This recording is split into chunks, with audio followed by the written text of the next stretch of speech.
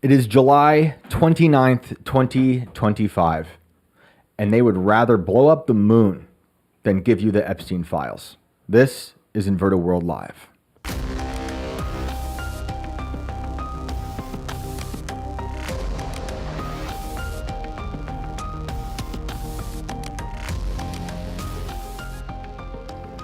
What is up, everybody? This is Inverted World Live, and I am your host, Shane Cashman. This is a call-in show. In about 30 or so minutes, we will get to your phone calls. The link to call in is pinned in the chat on both Rumble and YouTube. It's audio only. If you've got thoughts on something we've talked about in the first 30 minutes, or if you've got some stories about a strange encounter, something you can't explain, cryptids, UFOs, abductions, missing time, you name it, we want to hear about it. We'll be here till midnight. I am joined, of course, by my co-host and producer, Brandon. What is up? What's up, Shane? What's up, everybody? Welcome back. Let's get weird. Guys, we've been talking about the doom economy so much. And, we recognize the patterns on this show.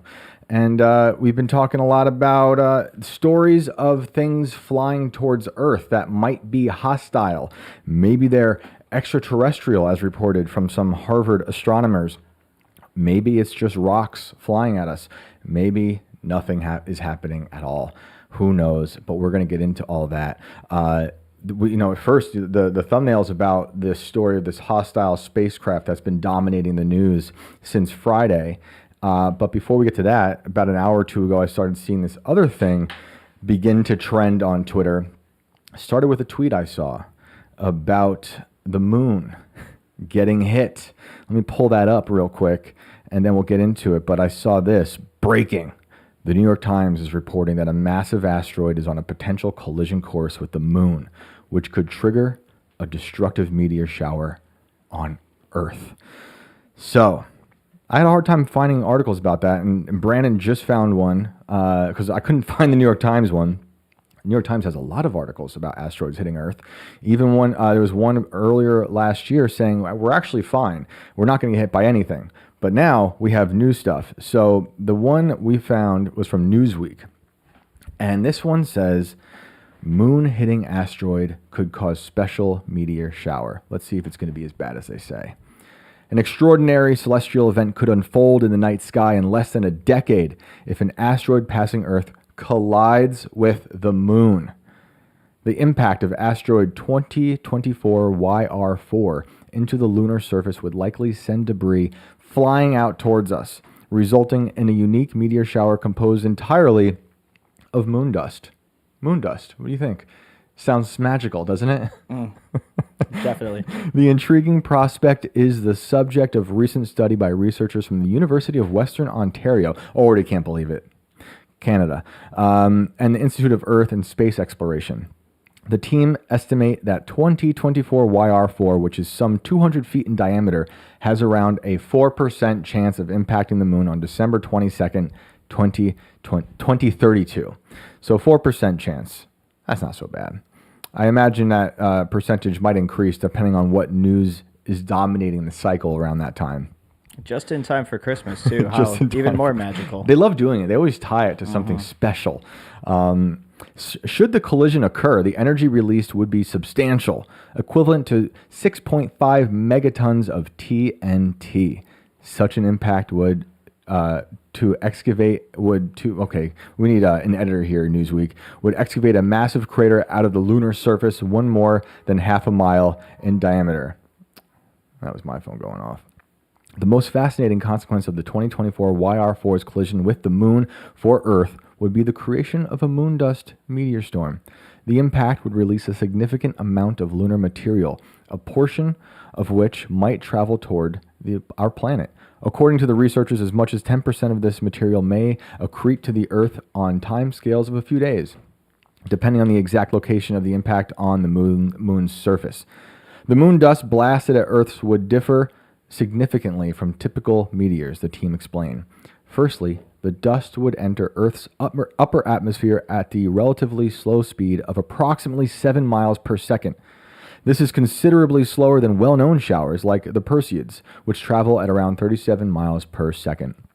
As a result, these lunar meteors would likely appear dimmer and more prolonged than standard shooting stars, but they would still be visible to the naked eye and in substantial numbers. Simulations by the researchers suggest that this unique storm would continue for several days. So those listening might be like, well, Shane, I thought you didn't believe in the moon.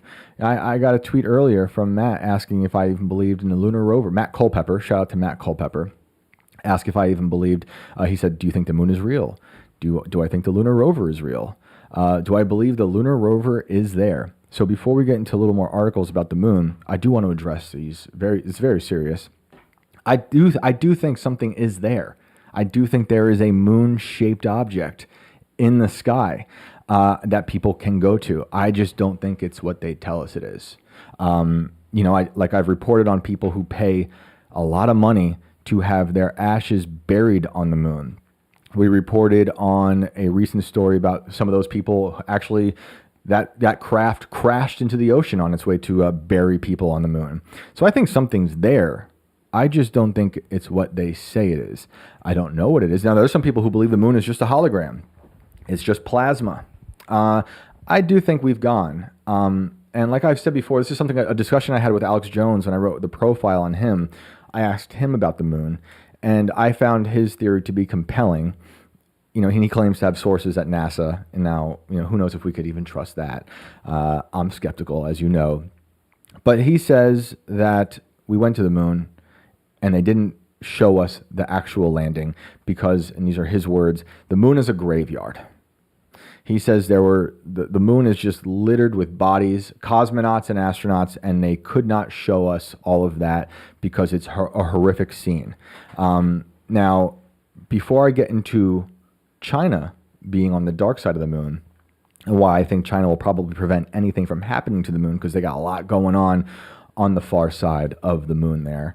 I do want to show you guys something that I always thought was interesting, and this doesn't mean moon landing doesn't happen, because some people take this and spin it, what I'm about to show you, and say, oh, see, it means we never went, it means there's nothing there. Because maybe you've seen the videos of the people who came back from the moon landing, and they certainly looked weirded out. If we had more time, and I want to get to callers, but we could watch that whole video. Maybe you've seen it, of the press conference of the astronauts when they came back. They looked a little off. Maybe it's just from that traveling that threw them off, or maybe something darker and more sinister happened. But I want to pull up this video from Buzz Aldrin on Conan O'Brien. Let's show them that, because I think this is fascinating. The Buzz one first, and then we'll get to this. We did have a Buzz So Aldrin. this is Buzz Aldrin, man from the moon, talking to Conan. Let's do it. Let's talk about this, because this is fascinating. I remember very clearly, I think anybody who was alive at the time does. I remember my parents waking me up, and we went down and we watched you guys land on the moon. No, you didn't. What? Because there wasn't any television. There wasn't anybody taking a picture. You watched animation. See, you associated what you saw with... I have very hazy memories. Yeah, I know. Well, what we saw was we all were gathered around the old curved top radio and listened. Talking about how many feet we were going to the left and right, and then I said, contact light, engine stop. It was and a few exciting. other things, and then Neil said, Houston, Tranquility Base, the Eagle has landed. Man, how about that? That was very exciting. Not a bad line. Yeah. So let's talk about people will be like, what do you mean we didn't watch it? But I think he does describe it when you know it in context. He's talking about how obviously there was no one on the moon to film the landing, the actual landing. So what people saw is what we'll pull up next, which is what most people saw, this recreation that they played for people. And I think this caused not really a Mandela effect, but a false memory, because it appears as if you're watching the actual moon landing. But this is a CBS News simulation. And just to hear them do it, we're left to absolutely with dry mouths and speechless. It looks like we're bending the oxidizer now. Roger, Eagle, and you are safe for T1. Over. Eagle, you are this is safe clearly for a set. T1. But you see how even Conan thinks, he saw this. Roger, and we see you bending the ox. A lot of people do. Well, yeah, he was a kid. Yep. Why wouldn't you think this was real? Roger. It's a great simulation of what you can see there, if you could see us. That little fly speck is supposed to be a lens. See, they must be in a perfect position, upright. We've heard no complaints about their position. They land Stanley at- Kubrick did a much better Just a version little dust, even that concern was erased. with 2001: A Space Odyssey. So that's that. And there, I Man. think we went. What's your thoughts on the moon? I mean, I think it's a moon. And what is the moon? A big, fat, stupid rock. I don't know, stuck in our orbit. I mean, I'm not a licensed professional, or You'll get whatever the it hell you soon. want to call it. I didn't even finish high school, for crying out loud. Like, I'm not at liberty to speak you're on better off. such things as an expert. But I can tell you, it looks like a rock. It's It looks something. like a giant round it's something. rock. I think something else is going on up there. The moon is like the Antarctica of space. There's something going on there that everyone wants a part of, but it's shrouded in secrecy. Like, why do they tell us? You know why they tell us they don't go back to the moon? Have you heard that story? No, I haven't. Because they said they've lost the files on how to get there. Legit, that is what NASA tells us. And you, what? So they just, all right, we're giving up. Yes, that is what We that had is the one official file, it story. was good, it's gone now, that's it, we can't go back. Does But that make let's any- try Mars instead, that's Right, fine. Exactly. It doesn't make much sense to me. I was going to say, where's the logic in that? That doesn't make any sense. It doesn't make any sense. I do think that's weird. You know, there's people who say that there's no moon, that there's no space. I think there's something just above Earth. You know, I don't want to get into too much beyond that because I don't really You believe think in we're all on a that. Truman Show set, don't you? I do, in some sense. Yeah, I think we're actually, well, you know, I believe we're in God's reality, but when I talk about the simulation, I don't mean zeros and ones. I mean that they've created this fake reality on top of So God is base running reality. a giant fucking Hunger Games arena. God has his own thing going on, but then people put overlaid their own thing on top of it, and they use things like media, their own simulations, false reporting, misreporting, disinformation, social media, all these distractions to create a reality for you to buy into that is not the true reality. So, you know, we're told about all these things, and just look how they do it with history. There's so many different things you can question about history and historical events that when you look into it, you know, they didn't really go down as they say they did. The textbooks tend to water things down or get it wrong completely. And I extend that sort of thing to things such as the moon. And I think it's totally fine to question this stuff because we know they lie to us all the time. So I do believe in God's base reality, but I think people have put this false reality on top of it that they forced us all to believe in. There's a lot of things we can get into about why we haven't gone back beyond just the files. There's theories about they encountered things on the moon that freaked them out. That's why they don't go back. I don't think there's been a manned Russian moon landing. And the theory is that they actually were tapped into the audio from our moon landing, the Russians, and they heard on this secret line that NASA had with the astronauts. The story goes that the Russians heard that there was an encounter and it went bad. With some extraterrestrial being, who knows what, and that's why no one's gone with other people. And maybe that's not why. Maybe that's why we haven't gone back. I don't know. Clearly, there's people who believe it's just but they believe it is a mothership. They believe it's hollow. There's something inside of it. Now, what we do have reports of is China on the far side of the moon. And I want to reiterate, there's something there. Like on IRL, we talk about how the moon is fake. I don't mean it's not there. I mean, it's not what they say it is. And there's something else going on. I know I'm losing people already because you guys are moon enthusiasts, but just stick with me, all right? Let's go to the science article with Chinese spacecraft successfully lands. Yeah. So this is from 2019. Not a lot of people talking about China on the moon because it's wild. Chinese spacecraft successfully lands on moon's far side and sends pictures back home. China's Chang'e 4 spacecraft successfully landed on the far side of the moon this morning, Beijing time, accomplishing a worldwide first in lunar exploration. China's state media confirmed that touchdown occurred at 10:26 a.m. local time. Later in the day, the China National Space Administration released the first close-ups of the surface of the far side, taken by Chang'e 4 after it landed. And again, I'm going to just say my piece real quick. We also know that a lot of these photos that come back from space are certainly manipulated, especially the NASA ones. Most of the ones they show us from NASA of some nebula, some other galaxy, are an amalgamation of data sent back from satellites that are pieced together. So it's like a collage of multiple things. It's not actually a photo. I'm sure you guys have seen that already. Just putting it out there before I continue. And we're also talking about Chinese state media. It's a milestone for China's lunar exploration project. Yang Yuguang of the China Aerospace Science and Industry Corporation in Beijing told China Global Television Network, a state-operated English TV channel. The lander carries a rover that should be deployed sometime Friday. Chang'e 4 was launched on December 8th, 2018 from the Xinjiang. Hey, you like that one? I did that right? That was good. That sounded just right. I know Chinese, dude. You don't think I know Chinese? Xinjiang? Xi-Chang? It's definitely not Xi-Chang, dude. No, I'm pretty sure that's Xi-Chang. It's the bass player from Deftones. Xi-Chang. Xi-Chang. Satellite Launch Center in Sichuan province. I'm going to take Chinese after this. The landing site is in the Von Karman crater in the South Pole Atkin Basin. The basin was likely formed by a giant asteroid impact that might have brought material from the moon's upper mantle to the surface. Studying samples taken there might offer scientists the chance to learn more about the composition of the body's interior.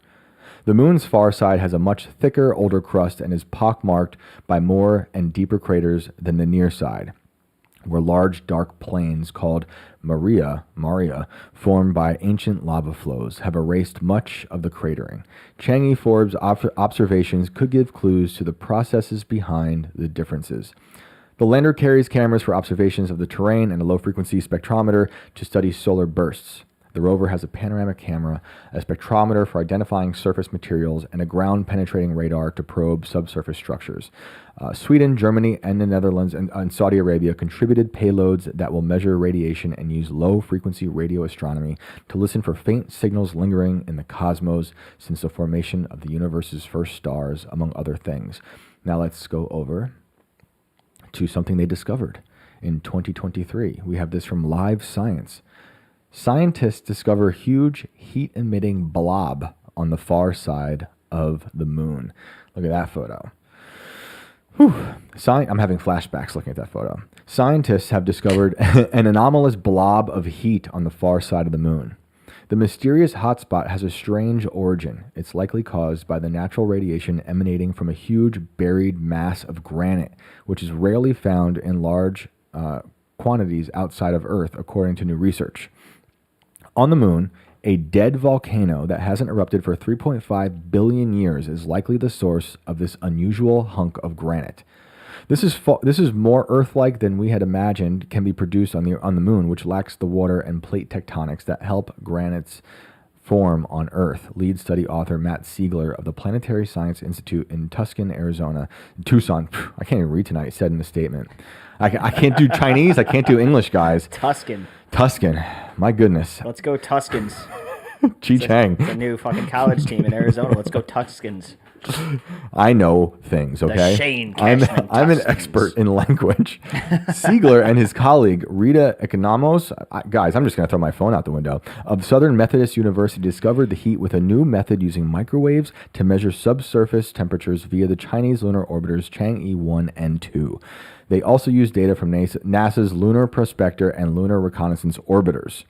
What they found was an area about 31 miles across where the temperature is about 18 degrees Fahrenheit, warmer than the surroundings.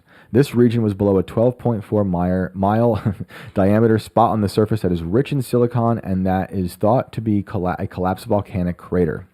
The dead volcano last erupted 3.5 billion years ago, but magma from its plumbing system is likely still sitting below the surface, giving off radiation. So they're finding stuff out there. Who knows if we believe it? There's a lot of discrepancies in who believes in what timeline. Everyone's got different ideas of how old the Earth is, how old the moon is, how old the universe is, if space is real, if the moon is real, what is the moon? We can go on for days. They've got reports on some sort of liquids on the moon. Like I said, we haven't gone back to the moon. Not sure why. We got people working on building elevators to the moon. It's interesting. But I love these reports about the moon now under threat. into being blown apart, perhaps, to turn into moondust, to scatter across Earth. But that just threw me off, because what I really want to talk to you guys about was the real threat. And that is from Avi Loeb. And that is about what we talked about a little bit last night, is this hostile spacecraft that might be heading towards Earth. Did I send that to you, Brandon? Yeah. Was Where that is that? the Space.com article? Yeah, there we go. Yeah, I got it. Here we go again. Even Space.com knows. This is the pattern. Here we go again. Controversial paper questions whether interstellar visitor 3I Atlas is possibly hostile alien tech in disguise. You had me at controversial paper. And we will remember that you'll remember Avi Loeb, perhaps, because when we discussed Amu Mua, another rock heading towards Earth is something he discusses. And this is also, Avi Loeb is the astronomer from Harvard, which we talked about a lot last night, with weird connections between Jeffrey Epstein, Harvard, the math department. The president of Harvard at the time was Larry Summers from 2001, 2006. So it's just a little more context for everybody. The newly discovered interstellar object 3I Atlas could be a piece of possibly hostile extraterrestrial technology in disguise. Now, hang on. Tell me. Let's stop right there. Okay. Yeah. Possibly hostile. That's a lot. Well, does it have a giant fucking trident in its right hand and it just Right. looks like it's menacing at How do us? they Like, know how it's do they hostile? know it's hostile? Is there a sign? Has it said something? Explain the possibility of hostility from an incoming rock, other than the rock is coming at you. That's Honestly. the only hostile thing I can see about this. Honestly, why are they choosing that word? I love possibly is doing a lot of work in that phrase. The 3-1 Atlas, possibly connected to MS-13 gang member activity, was caught waving a Glock in the face of a Cook County sheriff this afternoon. Like, come on. Like, give me something. Yeah, we have all these videos of it beating up people on the way here. All right, sorry. I digress. Continue. Dude, totally. Their paper, which has not been peer-reviewed, I like that they added that, echoes similar claims previously made about Amu Mua, the first ever cosmic interloper that was discovered in 2017. I like to call it defamed space rock, like they do with Ghislaine and all the other ones. Defamed socialite space rock. Yeah, so you're saying it's a demonic pedophile. If you're using that phrase, we're saying this is a Possibly pedophilic, hostile. Why don't we just name it satanic- possibly a pedophile too? Yeah, while we're we at might it? as well. These Let's are go. the buzzwords of the day. But experts have told Live Science that the new claims are nonsense and insulting. And insist that the available evidence points toward the object being completely natural. I thought it was going to say neutral, but natural is fine. It's completely neutral, guys. It's Sweden. It's the Sweden No, of guys. rocks. He's wearing neutral gang colors. You don't understand. He's not claiming a side at all. He's just a rock. It's just, he's not a Crip or Blood. It's just his colors. He likes them. I love that. I love how they bury that, though, because no one would click on it. Yeah, honestly. I'm good with nonsense and insulting because I feel like I've definitely been insulted so far. Yeah, we are peer reviewing this as we go. This is peer reviewed live. 3I Atlas was discovered on July 1st, barreling toward the sun at more than 130,000 miles per hour, and was confirmed to be an interstellar object less than 24 hours later. Now how do we know it doesn't have beef with the sun? It's heading towards it. Great point. Do we have comments from the sun or anyone else up there about why they might think Yeah, this we is need to get a hostile? statement from the sun on this and see if there's any past. That's a great point. What do you think, Sun? Drug deals gone bad or Sun. anything in the universe. Sun, please tell us, how do you feel about this interloper? Initial observations strongly suggest it is a large comet surrounded by a cloud of ice, gas, and dust called a coma, stretching up to 15 miles across. Now, that's huge. That is big.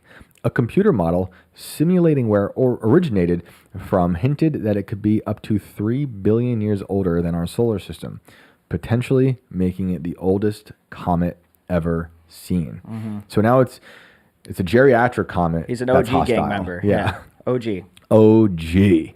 But in a new paper uploaded July 16th to the preprint server RXIV, a trio of researchers have questioned whether the comet is actually some form of covert alien tech sent here by an advanced, potentially aggressive extraterrestrial Now the civilization Right is also potentially aggressive. Gotta add It's that not part just now. the rock. Now we Yeah. also have a whole civilization of Yep. people that are pissed off and they're flying a huge rock at us. Possibly hostile, potentially aggressive, extraterrestrial civilization. Now, is this because if they say completely harmless and totally docile rock makes its way towards the sun, Yeah. no one's going to care? Right. It has right. to be shaking a fist at us angrily while Right. it flies past for Right. us to care? Do we not have like DEI for this? Come like on. is this racism towards comets? What is this, people? Come on. The researchers, I expected more from Harvard. The researchers described the new paper as a pedagogical, am I even saying that right? I can't speak tonight. Exercise, pedagogical. I had to say it like that. Or thought experiment, and offer no clear evidence of alien involvement. You've actually got me on that one. Pedagogical. It's pedagogical, I think. Pedagogical Well, sounds we'll take it. like something my newborn says, because she's a scientist. She told me this is also hostile. Instead, they point at the comet's anomalous characteristics and provide alternative theories to explain them. That sounds like a fun thing to do. Here's we an do that on this show. alternative theory. It's a fucking rock. No, it's here Leave it to alone. kill us. I mean, now we can link this all together with Yes. this and the whole moon thing. I mean, Yup. realistically, if anything gets near us, it's going to be like an Armageddon movie situation where we're either going to send somebody up to blow the damn thing up, or everyone in the world is going to launch their missiles at this thing and try to knock it off of its trajectory. That sounds like world peace. I would go more with world cooperation because I'm pretty sure after the threat leaves, we're going to be at each other's throats again. But yes, Definitely. I'm suggesting a team up We band together. for about 12 and a half minutes. Yeah, You know, yeah. we coordinate our missiles at a common enemy as Yep. opposed to each other. I like it. And knock this shit out of its orbit, and Yep. then no one has to deal with it. And then we could go back to blowing it ourselves up again after that, you know? Will that create comet dust that we should watch out for? They're going to have to do some math. Comet dust. You know, we have to be careful. I mean, it depends on how aggressive and menacing and what other words can we make up for this thing? I don't know. Suspicious white male like the shooter yesterday. Yeah, seriously. Like, Depends on who's reporting on it, right? If it's a New York Post, you know, who knows? The study's most notable author, here we go, is Avi Loeb, an astronomer at Harvard University, Jeffrey Epstein's favorite place, who was renowned for linking extraterrestrial objects to intelligent aliens. He is the head of the Galileo Project, which is attempting to detect evidence of techno-signatures and UFOs. I'm going to start calling my signature techno-signature. I think that's cool. we had plenty of techno signatures. It was called the 70s. I like that. We got to bring that back. In 2023, he led a controversial expedition that claimed to have collected pieces of possible alien tech left behind by an unconfirmed interstellar meteorite in the Pacific Ocean. These claims have since been largely debunked by outside researchers. Now, look, I don't know all that much about Avi Loeb. I know I'm dunking on him because of Harvard. Doesn't mean he's wrong. I am interested in what he's saying. I don't really buy into it yet. But it does kind of sound like our version of James Mawson. Is that his name? Jamie Mawson? The guy who's got the boogosphere and the those like mummy corpses. He had the alien mummies Hang in on. Mexico. Remember he had that great photo on his Wikipedia page? He looked like perhaps aliens inside of a skin suit parading around as a human. They should link up. I'm surprised. I wonder if these two have a podcast yet. I'll continue. Loeb was also the primary researcher who claimed that the unusual shape and non-gravitational acceleration of the interstellar object Amu Mua were signs that it was an alien probe. Today, the general consensus is that Amu Mua was an asteroid that was leaking gas into space, similar to a comet. However, Loeb and his colleagues have continued to advocate for its potential alien origin and have proposed missions to track down the wandering space rock. We're just anthropomorphizing these things is the problem. Because this society, I mean, we've done this for decades. We anthropomorphize so many things. We got commercials with like bacteria that are like Italian, that you need to buy this thing, that 99% effective disinfectant. We got comets that are aggressive. This is what we do, people. And now we got a wandering space rock in Amu Mua.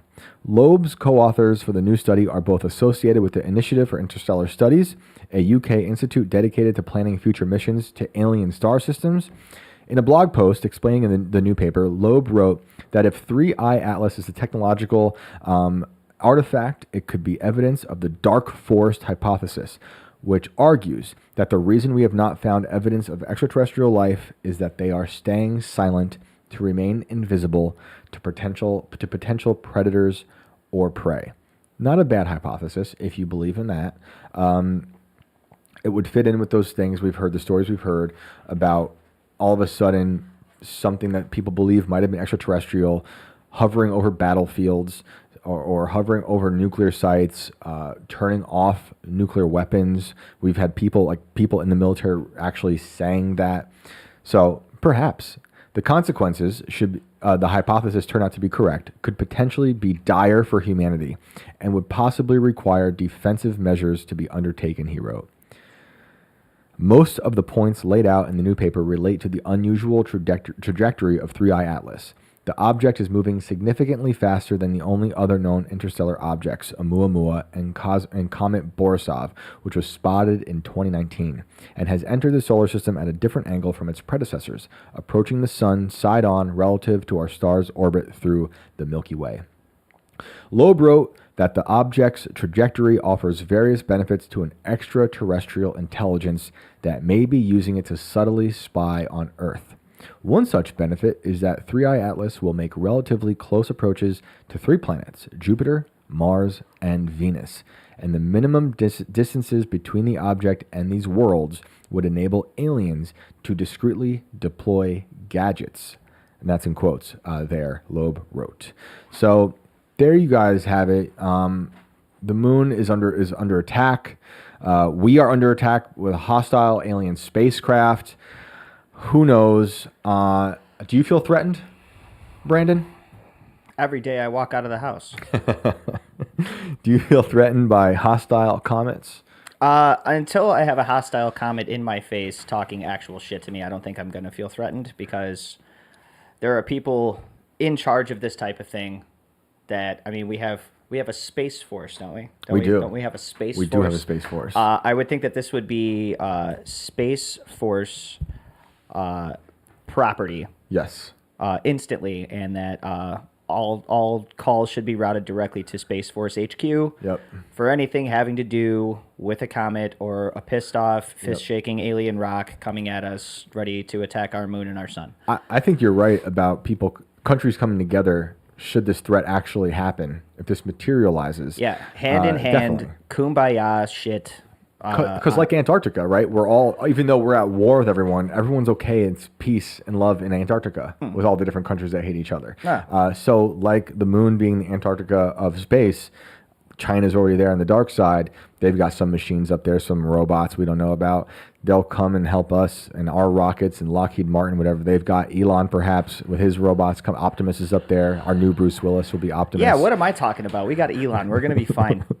Exactly. Unless he wants it to happen. He's like, this is the perfect reason to get off Earth now and terraform Mars. It's coming. We can't fix it. Yeah, or maybe he just rodeos it into orbit, rides it around the other side, and uses it as a slingshot to head back towards Mars. That's good. And we just colonize the rock on the way. That's good. You know, and there are stories out there about mining on comets. That's a thing people have been discussing for a few years now. Wasn't there somewhere that said that everybody, like, if we actually managed to mine this thing, would make everyone on the planet filthy rich? Yeah, we saw that at some point. There were some articles about but mining for space rocks and comet rocks or whatever. Who knows? You know, who knows what they got on the moon? I feel like we only know a little bit about whatever's going on up there. I know we've been allegedly we're burying people up there. Allegedly people have died up there trying to getting to the moon, but not successfully.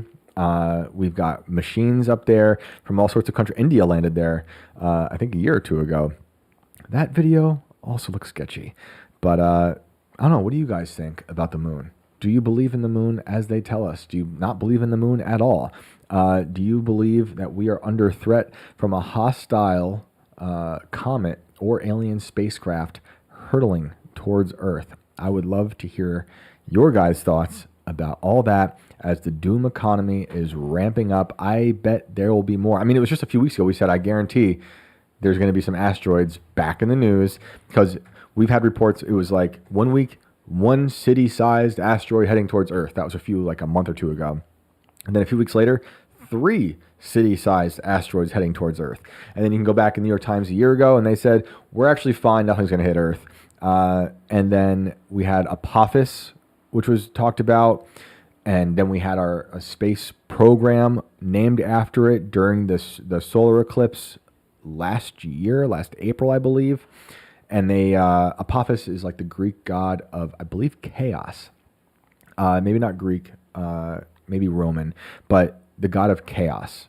And that is when we had the solar eclipse, and we, as in NASA, launched rockets towards the solar eclipse as some sort of weird ritual for the god of chaos that these sickos look up to. Aliens. But let me know what you guys think. I would love to get to some callers if we've got you guys there. We do. I've got one piece of dirty laundry here I want to clean up really quick. Do not worry. We did the homework, and the Annabelle Doll is not missing. Amid the online storm, Dan Rivera, lead investigator with the New England Society for Psychic Research, NESPR, stepped in to set the record straight in a TikTok video posted later that day. Rivera showed footage of the real Annabelle Doll locked safely behind her glass case at the Warrens Occult Museum in Monroe, Connecticut. Annabelle is not missing, he said plainly. She hasn't left. She is not in Louisiana or Chicago, and she definitely wasn't at the Nottoway plantation. His message was clear. The doll had not moved from her secure location and had not been scheduled to appear at the Louisiana event in the first place. There is a video. I don't know why they have Godsmack playing in the video.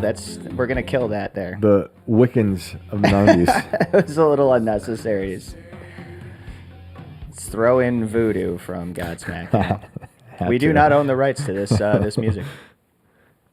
I like that they bring her in a casket. That's kind of cool. We should check on these guys afterwards. Like, we should really make sure they're okay. I don't think all of these people seem like they're fine. Yeah. These guys don't seem to be having a problem carrying this doll. I mean, it is in a black cloak. I said yesterday that if I ever saw this thing next to me that I would kick it, and I 100% would. And I know Crash said that was me being an internet tough guy. It's not. I just don't fucking like dolls. If I look down and there's a doll there, I'm going to kick it. I don't care if it's fucking cursed, if it's some hex on it. I don't care. I'm kicking the damn doll. That's all. But otherwise, I wish there was more of that footage, because I want to see if they actually take the cloak off, what it looks like, what she looks like in there, but it doesn't. There is a whole profile, I think, for the Annabelle tour, which is just at Annabelle_tour. You know, it was funny. I almost sent you a story last week. I decided not to, but we were looking into Annabelle. Maybe it wasn't last week. It was 2 weeks ago, and it was about the guy who died, right? Yeah. The paranormal guy who was touring with her. Yeah. Okay. And I found an article about that, but it was so strange. It was the day after he died, and so I was like, oh, okay, this is an interesting article. The whole article literally was about her tour dates coming up, and at the very end was a paragraph about how he died. Like, wow, they're using the title was about the death. Tour dates. Oh, yeah, this guy died. I was like, man, they're using the death to promote the tour? I mean, I guess that's what you do. That's what you do. Nothing shines up a halo faster than a funeral. My goodness. And I also want to say, before we get to callers, when was it? Monday? Was that yesterday? It was. Jack Posobic's show, and I talked about the Area 51 story we've talked about in this show. And we've talked about in this show what's going on there with the Area 51 guys getting sick, the invisible enemy, the burn pits, the fires. I have received a lot of messages from people who are children or grandchildren of soldiers who were affected by Agent Orange, and their stories are really, really upsetting. And then that got me doing some research on websites that are out there to help families get help, because some of these guys are still not getting help, which is insane. Some are. I've had stories from people who they're getting paid out by the government for their time. It's wild. It's crazy how many people have been affected by it. Reminds me of the lady who called in and told us that her mother was a victim of Operation Sea Spray out there in San Francisco, when our government was like, we want to test how to work, how to not get a bioweapon attack, how to fix that. So we did a bioweapon attack on San Francisco, and people got sick. So just appreciate those messages. The stories are super sad and crazy, and it's hard to stomach. If you look up what happened to some of those people and how it affected their families, it's heinous stuff. But let's get to some callers. Let's do it. Welcome everybody from IRL. If you're just joining us, we are going to get into some calls here. Really quick, don't forget we got the Culture War live show coming up this Saturday, DC Comedy Loft. I think tickets are still available for it, dccomedyloft.com. And I believe we're going to be doing after parties afterwards, so come hang out. We'll be there this Saturday and next Saturday to close out a 3-weekend stint out there. So come hang out. The last one was super fun. And let's get into it. Let's bring in Jamie. So Jamie was in here yesterday. Yo. Jamie, what's up? What's up, fellas? Not much. How are you? Oh, man, I was good until you stole my topic right before you went to calls, bro. Oh, no. What I steal?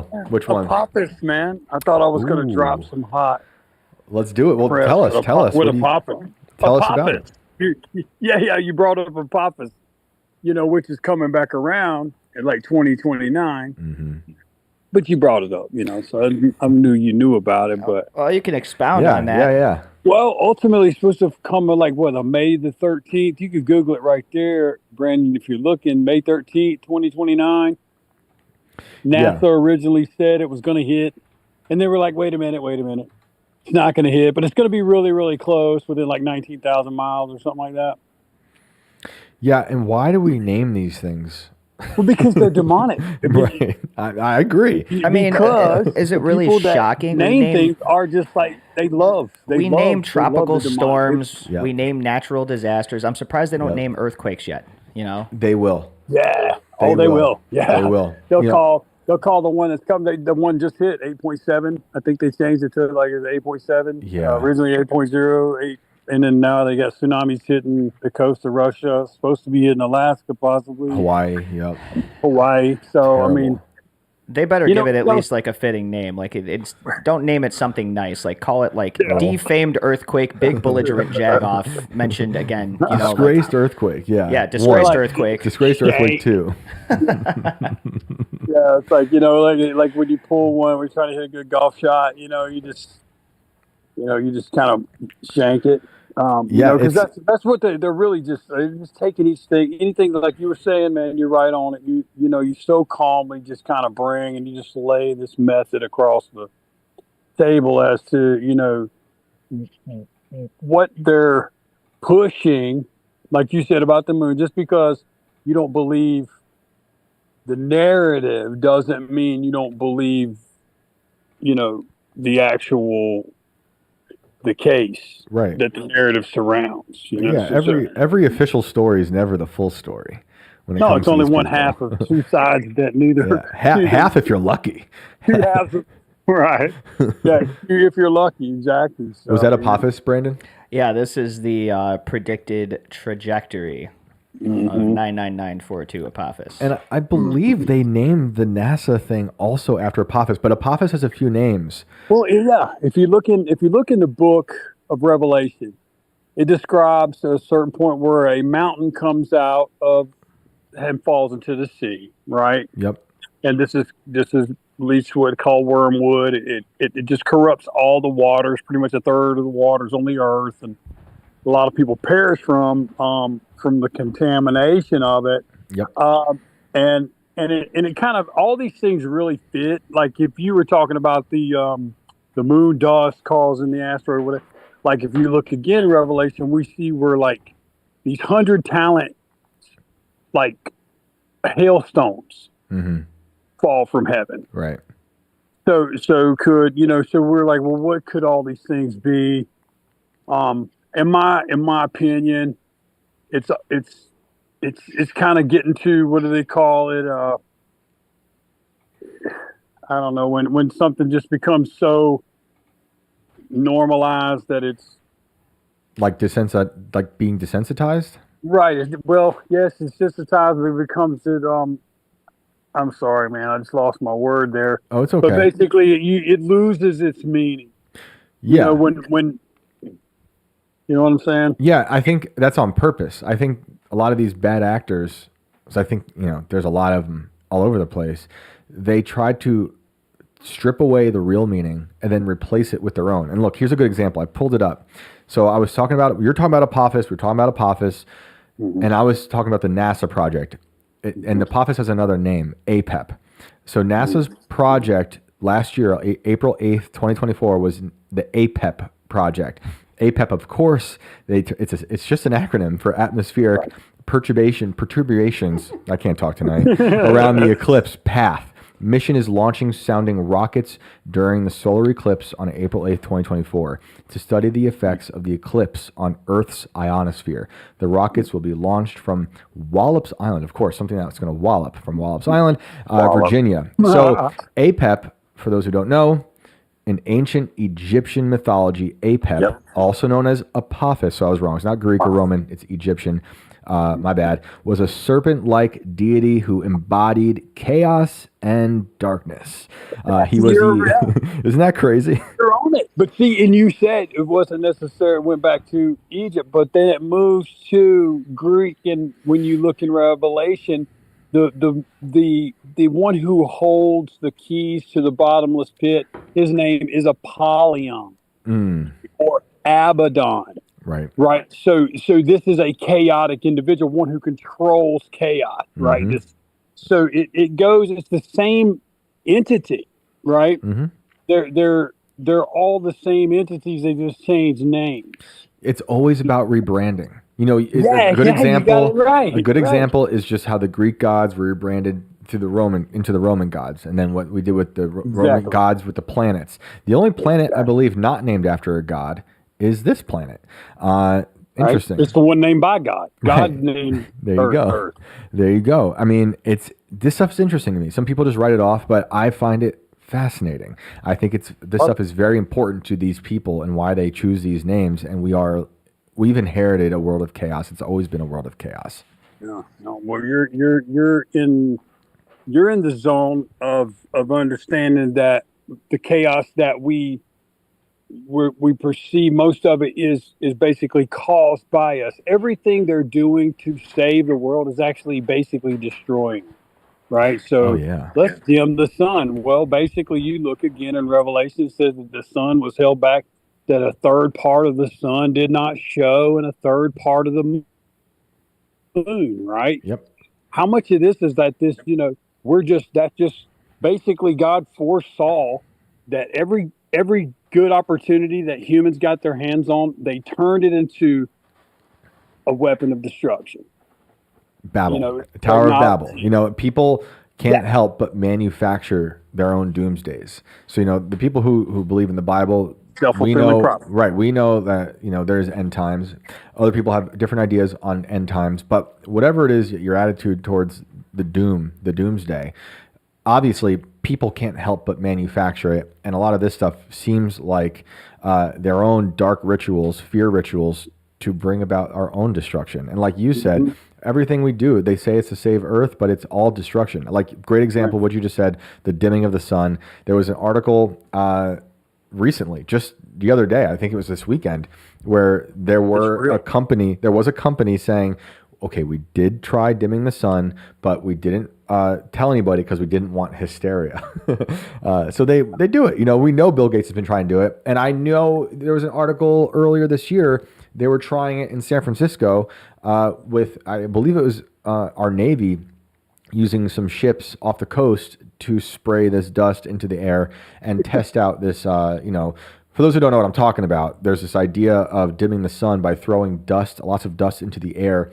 And their idea is it's going to reflect sunlight back up into the atmosphere because they believe doing that will help turn back climate chanch.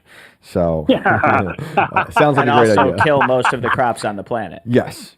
I mean, look, a great example, real quick, is like the Cultural Revolution. I was talking about this on IRL yesterday, but one of my favorite examples of it is the 4 Pests campaign that Mao had. And he thought this would help fix China.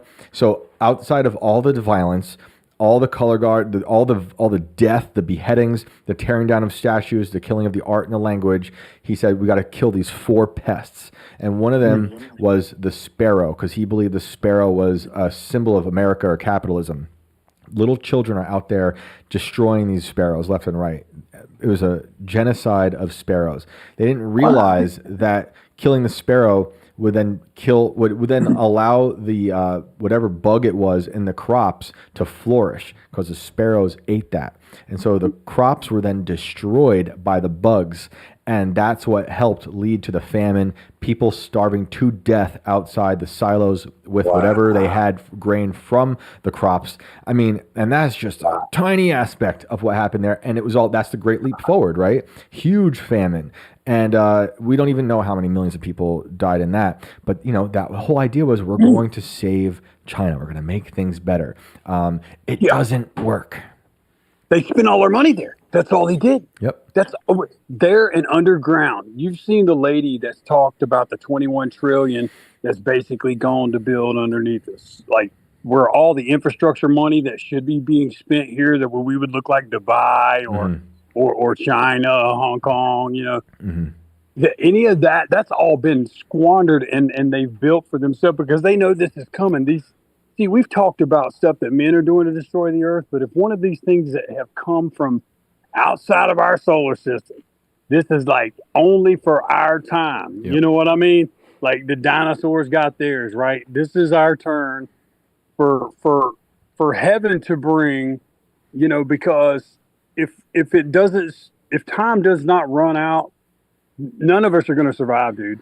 I'm trying to tell you, Yuval Noah Harari said by 2040, there's not going to be any humans left. Yeah, those people hate humans. I mean, they literally hate humans. He talks about the useless eaters who they will just drug, basically with video games and drugs and the metaverse, and they will not participate in the world that has been co-opted by robots, Neuralinks, drones, all that stuff. So that is their vision. I mean, I do have hope, lots of hope. And also when it comes to the climate disaster activists, it should be hopeful to people that, they tell you the oceans are going to rise, they're going to destroy everything. And it's hard to talk about because right now there is a serious tsunami threat happening out there in Russia, Hawaii, Alaska, and I'm praying for those people. But, tsunamis, that happens. The climate activists who are telling you that the oceans are going to rise and destroy Earth through that is BS. And the hope is that, it doesn't, despite that, it doesn't stop the Obamas and other elites from buying that oceanfront property and living there happily with their Netflix money. So, because they know they're lying, and they know that we know they're lying, and they continue to lie because they know we can't do anything about their lying. Yep. We have been brought to this place where, like, literally, bro, ask yourself. I mean, I asked them, like, okay, I'm looking at today. I just simply thought about buying a house, right? I'm 50 years old. Awesome. I still haven't bought a house, right? Yeah. Like, it's impossible. Yeah. They want to wrap my mind around what it's going to take to buy a home. Yep. It's horrible. How long can that continue? Dude, how it's long so bad. The people listening to your show know that, hey, man, eventually we're going to hit a list just because we listen to this show. Yeah. I mean, the people who listen to the show and who message me, and like, I think it gives me hope despite all the dark stuff we talk about. I think people are plugged in to how bad it is. And, I do think we still can change it. I was trying to look for this article. I've lost it, but I had a friend who was in Providence, Rhode Island, who just had to move because his rent went up 40% in a year. Like, they're pricing people, and this is like, that was his home. Like, he lived there forever, and now he's got to leave with his family because they've been priced out for many reasons. This is why I left New York. I mean, I got this job opportunity here, Chicago. But this is our home. This is our home states. I love it, despite all the problems with New York. I'm sure my you know state the problems. property taxes last year doubled. That's hey, why come I was to like, North Carolina. got the hell out of there. Better. Come to North Carolina, ain't a whole lot better. But I'm gonna tell you, there's kind enough people. The man that we've rented from for 6 years, he looked at me, older man, I'm not going to raise your rent. Praise God, by the grace of God, because that's awesome. 6 years ago today, if I had to rent today what we rent at from 6 years ago, I mean, it's double plus. Yeah, dude, it's evil. I mean, and then the way, but like it's impossible to live. I mean, we're making it happen, but like you go out to the grocery store, you go to get gas, everything is just astronomical. Like, I don't think they want you outside, and flying is thinking terrible. About that. Yep. What was that? I'm sorry to keep interrupting you. They don't want you thinking about what we're talking. They want us talking about. Well, look up. It's ironic they make movies about don't look up, but now they're like, don't look down. Don't look around you. Don't look at your neighbor. Don't look at your pockets. Look up. There's an asteroid coming. It's going to hit the moon and blow it into pieces. Look up. There's some spacecraft coming from. They're constantly trying to take fear and put it in our face, because in that we can't. What is it? It destroys our reason. It destroys our logic. We're going to fight, flight, or freeze. Yep. I love the quote. I don't know who said it first, but I'll give it to. I heard it first from Candace Owens, but she said, "If they know what you fear, they can control you."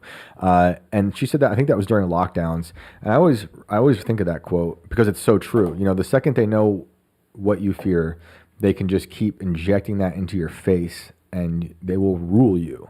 And we all noticed it during lockdowns. What was that? I said death is the big one for most people. Yeah, right. That's why lockdowns were so effective for That's many. right. That's why COVID, all that jazz worked. But see, Jesus came to take the fear of death away from people. Yep. Right. So once you've come to the knowledge of Christ, it's like he's like poof. You're all of a sudden you're like, heck yeah, I can't wait to die. Right. I'm not going to rush it. I'm not going to do it on purpose.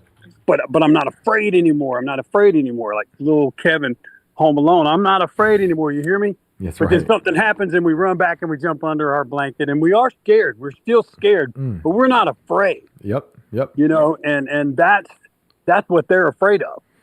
Well, that's why they have a war against religion, because they know it's a shield for people, and a righteous shield to guard you from the fear that these bad actors are trying to use to manipulate you, to own you. And that's, unfortunately, it's taken over a good portion of the world. Yeah. And thankfully for guys like you and Brandon, you're opening up a platform where people can come in and say, hey, I'm not afraid to associate with those that no one wants to associate with, right? That's right.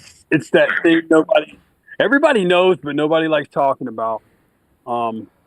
So everybody else, I'm going to get off, but you guys just keep doing what you're doing, slugging away at the truth, encouraging everybody. I know sometimes I'm probably more black-pilled than I'd like.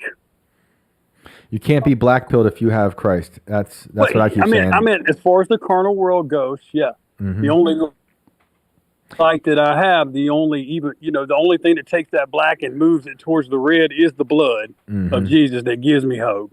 Right. That he took my black heart and made it white as snow. And that's hope, but not in this world, not like the world hopes, because I want my finances to turn around, and I hope they do, is not the same hope I have as looking into the eyes that made me forever. Yep, it's a different kind of hope. So because we're all, despite the hope we have through faith, we're still dealing with our day-to-day routines of all of our suffering, however relative it is, and it's brutal out there.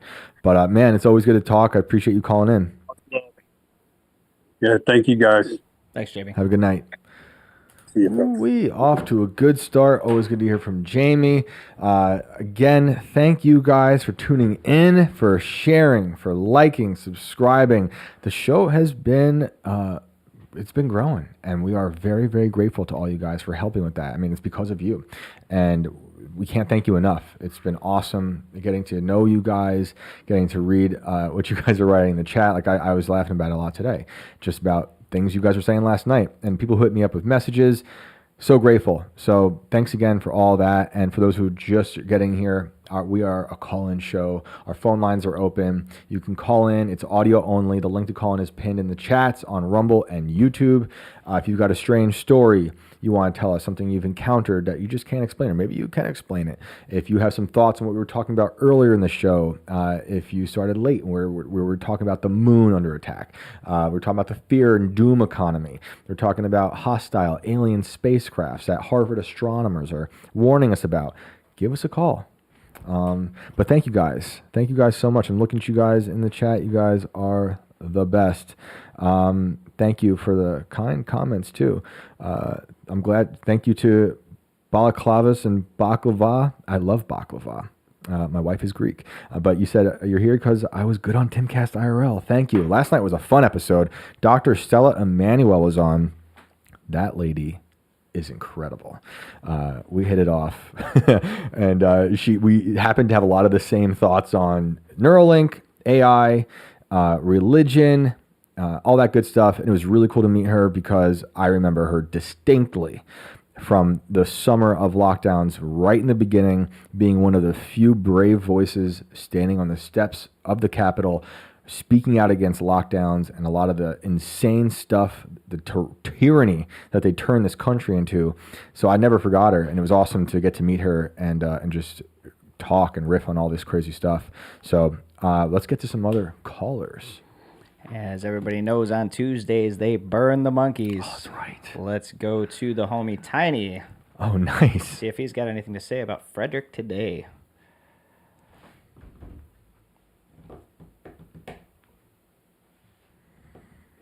Unless Tiny multiplies into 3 different Tinies again. Hang on.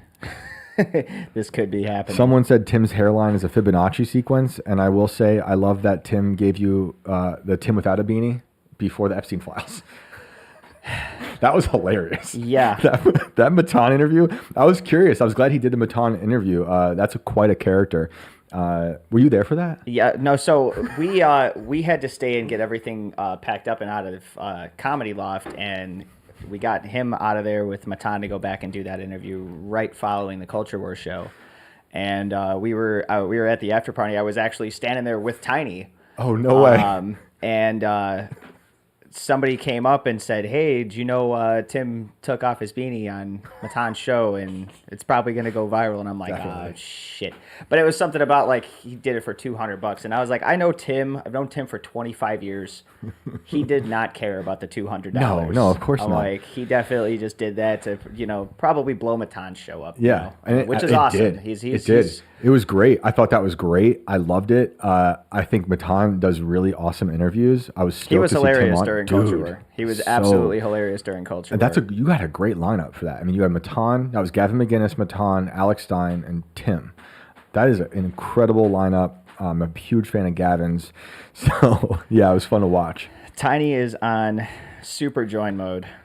What does that mean? it's All of Tiny's at once? It's where joining just continues to happen but never actually comes to fruition. So, Tiny, what dimension are you calling Tiny from? has now duplicated. Oh, my. Does this happen to anyone else? Or is it just a No, Tiny it's only thing? Tiny. Tiny just goes into gremlin mode. So you met Tiny in person? Yes, I did. I actually, Incredible. I met Tiny at the first Culture War live show that we did a few months ago. He was in the back yelling very angry things at Pisco. And it was hilarious. I was laughing the entire time. Turns out he was a super nice dude. That's awesome. Very generous guy, and it was cool to hang with him. Unfortunately, Tiny, I'm going to try to pull you one more time, dude. While you're trying that, I'm going to shout out. I see Nick Mott in the chat. Reminder: we need those shirts, guys. We are working on merch. We've been talking about it. I would love to get that stuff up and going soon. That would be great. Elias Patterson, we have gray aliens, water aliens, space aliens, and Mexican aliens. It's true. Inner City Pigeon, it was based. I'm assuming you're talking about Dr. Stella Emanuel. That was good. Terry Ross says Ian is a baby Sasquatch. I haven't seen those DNA tests. I don't know yet.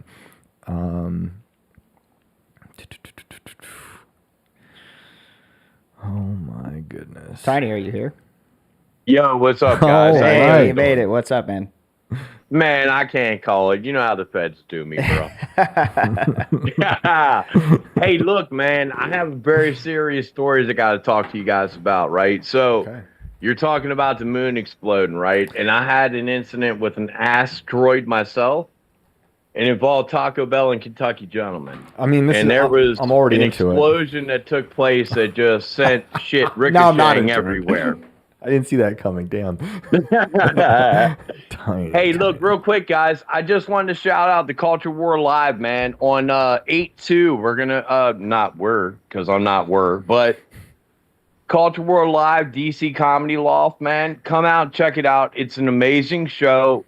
The audience is interactive with the show. You'll get an opportunity to actually present your questions to the gentlemen that are up on the stage. It's an amazing time. You get to hang out with cool cats, like-minded cats. Make sure everybody swings through. And other than my asteroid story, the only other thing I was calling about was to kind of follow up with you guys on Fort Detrick. Fort Detrick is actually a Superfund site. Tell us about that. So Superfund sites, I believe, I can't remember what administration that they started in, but pretty much what it was is the United States government went through and acknowledged the fact that they had contaminated lands around their military bases. Those sites were then deemed Superfund sites and were given additional money to be able to clean up. Site B of Fort Detrick, the area that I was speaking of along Shookstown Road, is actually a Superfund site. I believe it has been returned back to the fort, and it's not under the Superfund category anymore. But that probably would have been a better place to search when I was talking to you guys about all the barrels of stuff that was buried out there along Shookstown Road. Real quick, I looked it up really quick, the Superfund sites. I got the EPA.gov website, and I saw, maybe 10 things listed. Only a few. I'm like, you know what? What's he talking about? I don't even see Maryland on this list.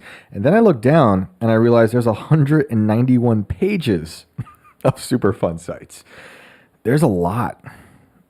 There is a lot. Holy crap. I mean, it's crazy. And it has the site name with it, which is like different landfills. I mean, it's just this one page. Landfills, companies doing their dumping, Atlas Tech Corp, all this stuff.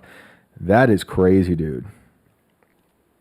Yeah, so like I said, Detrick itself along Shookstown Road, they refer to it as Site B. Okay. But that is actually, or was, a Superfund site, a Superfund cleanup site. The reason why was because this is the story that I was told, was that property, that tract of land along Shookstown Road, so it's on the opposite side of Rosemont Avenue from the actual fort itself, right? But it is property that's owned by the fort. That was actually the dump site for Fort Detrick prior to all the EPA and that type of regulation stuff. Not that the government follows it anyway, but regardless. And just as a funny side note, right? So as a fireman and a hazmat tech, the federal government is the only agency in the United States of America that is allowed to transport hazmats of any nature without providing a placard on the side of the vehicle that they're transporting it with. Can you say that one more time? What was the agency? All right, so the United States government is the only agency in America that is allowed to transport hazardous materials of any sort, whether it be nuclear, biological, explosives, whatever it may be. The United States government is the only agency, organization in the United States that is allowed to transport hazardous materials across the highway system without placarding systems in place. Wow. That's something that you actually learn as a fireman, and when you go through your hazmat training. The reason why that's significant is because you may roll up on a tractor trailer that's on fire that's throwing out like purple flames, and you're like, oh shit, that doesn't look normal.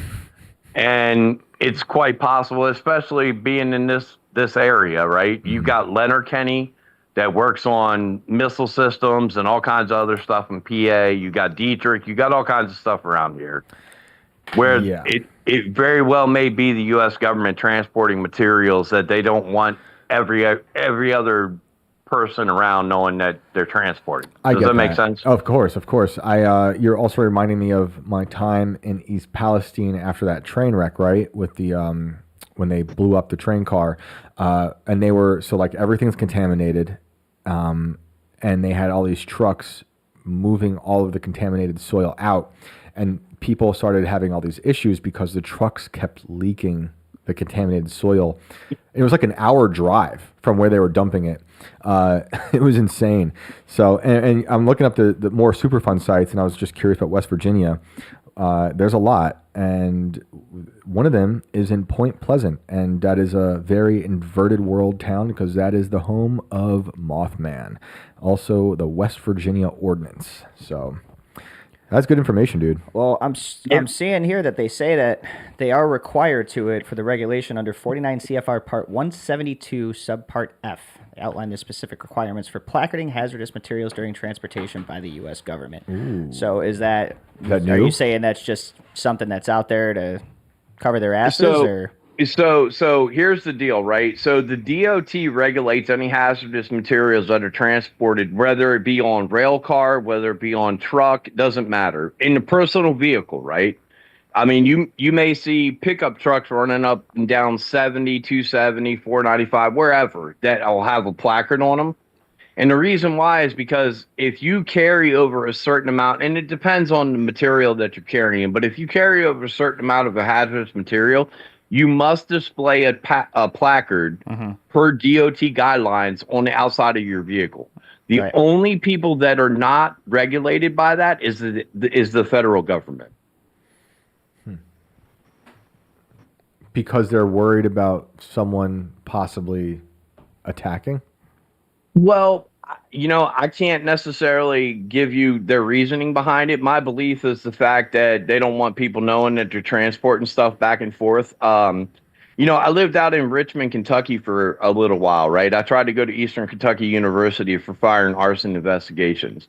And the Bluegrass Army Depot is right there in Richmond, Kentucky, which is the largest stockpile of chemical weapon agents of the United States Army. Okay.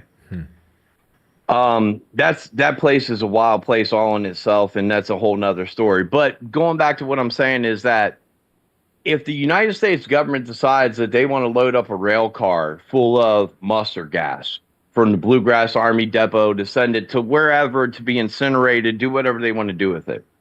If they set up a rail car, they do not need to placard that per DOT guidelines. So, like, if Timcast Media Group decided they were going to start a hazmat trucking company, anything they move would have to be placarded, right? But if they're operating as an agent of the federal government, then they do not need to placard that material. So, let's say I have 30 tons of methyl ethyl bad shit in the back of my tractor trailer, right? If I'm taking that for the DOD from point A to point B, I may not have to placard it. If the DOD says, nah, you're good, then it doesn't need to be placard, right? But if I'm doing that as like, let's say ABC contracting company that's cleaning up for the DOD, I may have to placard it. And do you think does that make sense? Yeah, like I hear what you're saying. Do you think this happens a lot? 1,000%, bro. 1,000%. Between depots and stuff, and who knows what. Yeah, I mean, you got to think, man. There's a lot of rockets and missiles and stuff like that, and that may be actually where the guideline comes from, because it would make sense that the United States government doesn't necessarily want to advertise that they're transporting projectiles from the East Coast to the West Coast, right? Right. And I know, so I actually, dude, I know you're going to think I'm full of shit. I was a freight train conductor out of Brunswick, okay?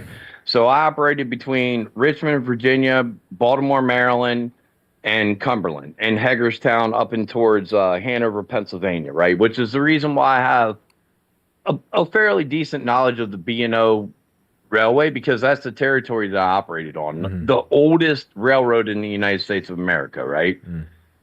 But along those railroad tracks, just like everything else around here, is a lot of military installations, man.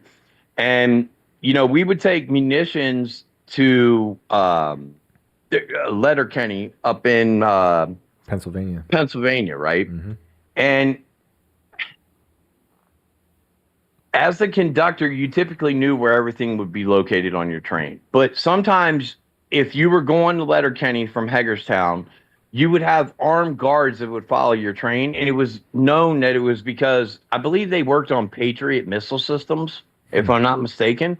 It was known because it had something to do with whatever Letterkenny was doing with stuff.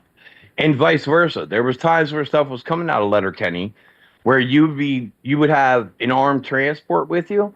And I personally never took a train that had this, but I've been told by guys that I don't disbelieve that they've taken trains that were followed by helicopters and things of that nature, because again, the federal government doesn't want you to know that they're shipping shit from point A to point B. You know what I mean? Yeah. No, yeah, that makes sense. I mean, I grew up outside of West Point, and a lot of stuff was going on there. Stewart Airport was there. There was a military part of that airport. You know, the base was there. All their military training happened in the neck. This is like all the things that were my childhood, because it might not surprise many people listening that I grew up at the bottom of a landfill. You might not be able to tell from my giant mutant forehead, but we had it was a giant landfill. It was beautiful because it was capped, so it was like a green hill, but it was a landfill for 30 years.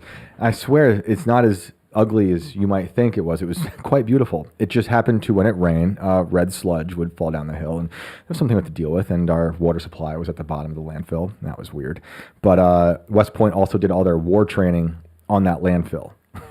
So my whole childhood is them playing with crazy guns and smoke bombs on that landfill and in the surrounding woods.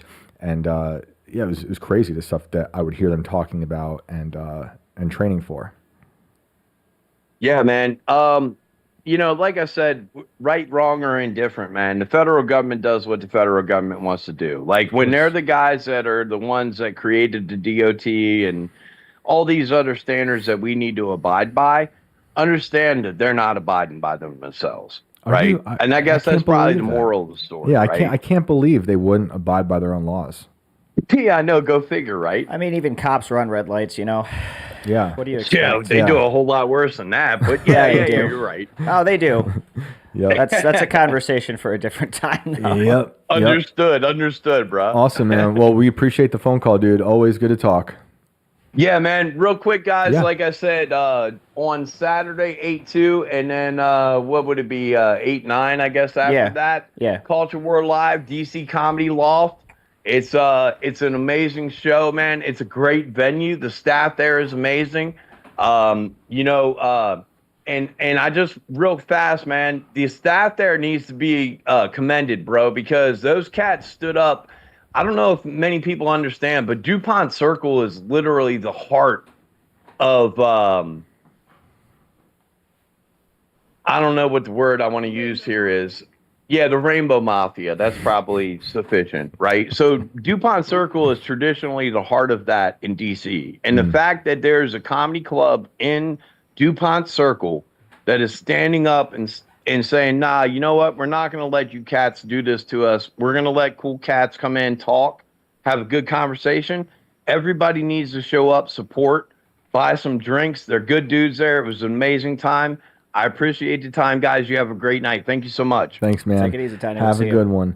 Flavor. Yeah, bros. Flavor says, Thomas, the thermonuclear tank engine.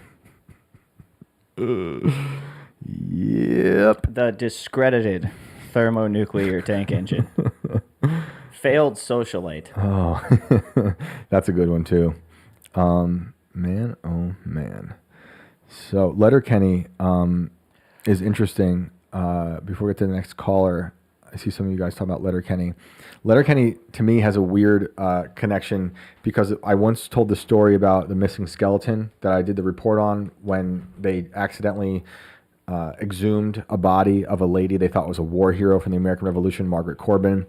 And I talked about how it turned out they had the wrong skeleton from the wrong time, and maybe she never existed, and how I did all the digging through the historian's office in the archives between West Point, the town of Highland Falls, and Daughters of the American Revolution. And they kind of constructed, through these letters I found, Margaret's story. And part of her story was that, and I said this I said that they said her house was raided by Indians and like she was orphaned from that. And it just so happened through their story that the farm where her house was raided by the Indians turned out to be the exact same property that would become Letterkenny. Weird stuff. Weird stuff indeed. Let's do another caller. All right. Thomas the thermonuclear tank engine. I want to bring on one more crowd favorite, and then we'll get to somebody new. We should still have some time. Let's go to Jerry, a.k.a. Catherine. I was not able to get her on the show last week, so... Nice. Catherine, what's up? Hello, can you hear me? We can. How you doing? Fine, thanks. I was just wanting to speak. I was just wanting to speak about. Hi, can you hear me? Yeah, we can hear you. Yeah. You're good. It's good to have you, and the floor is yours. Uh-oh. Hold on. Can you hear us? Oh no, Catherine. I think she's still there. Is there a delay, perhaps? It's possible. Sorry, can you hear me now? Yeah. Sorry, there's a bit of lag here. Obviously, this is all the way from Scotland again. If you can hear us, Yeah, I'm still here. Catherine, I'll say that if you can hear us, and despite the lag, the second you hear this, you can start your story and just run away with it, and we will be here listening intently. Sorry, can you? Yeah. My voice traveling to Scotland. Perhaps we. If you try believe in that Catherine sort of again. thing. Yeah, like Scotland or travel. If you believe in Scotland. Okay, I was just wanting to talk about the space thing, and I was just wanting to talk about the space thing regarding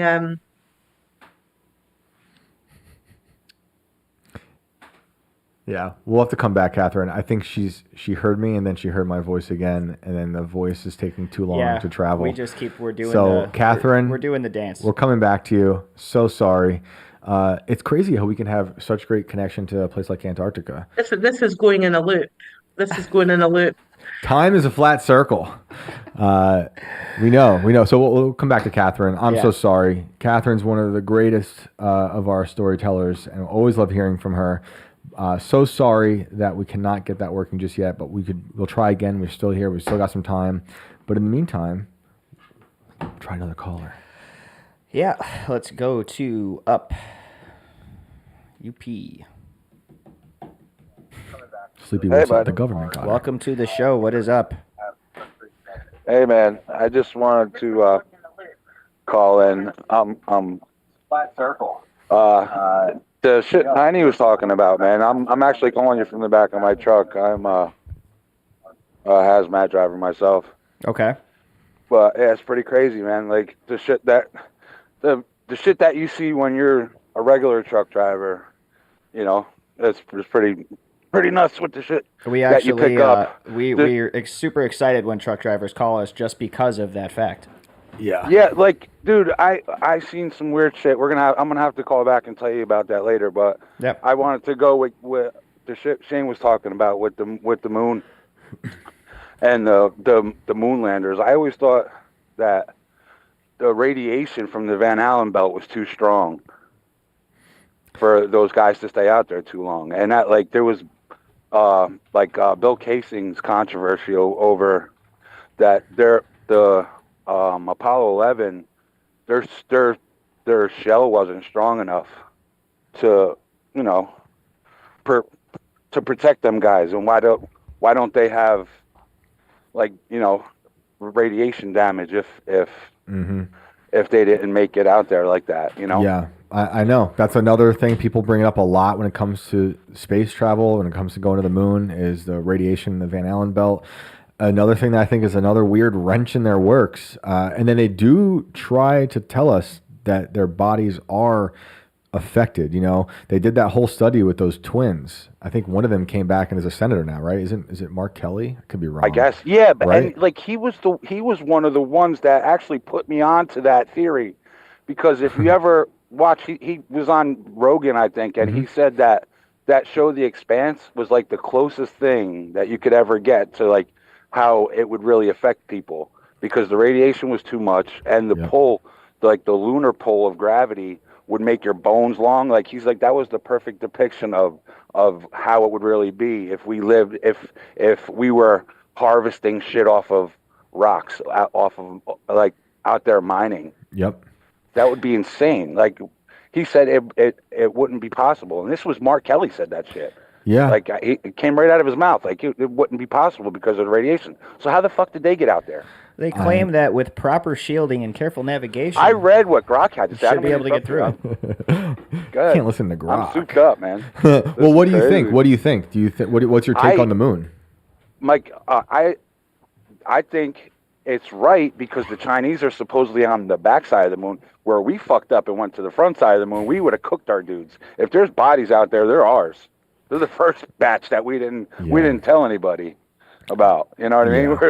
They were the first space monkeys out there. I mean, literally, there's probably a lot of animals up there. Who knows what the fuck's up there? We know. But they said that, there's like BBC stuff. There's like supposedly some, there's empirical science data. Like I grokked the shit out of it while I was waiting for you guys to pop back on. But like it just doesn't make sense to me, man. Like these guys should have been cooked. And if there was a possibility that the Chinese are doing it right, if they're on the backside of the moon, that shit makes perfect sense. That's what I think. Well, as far as we know, the Chinese don't have any people there. It's just all their crafts. Oh, and if anybody knows radiation, it's China. Yeah. How would we know what was back there if we're not watching them? You know what I mean? It's like, yes, good point. Right? Good. I mean, point. it's just theory right now. Like if we can't see what they're doing, and there's all this talk about helium-3, I hear so much bullshit being slung, man. I just want to know. I want to dig into the truth, man. Like, who got the goods, man? I know. They make it impossible for anyone to have the goods, and then honestly, unfortunately, we should be suspicious of anyone saying they do have the goods.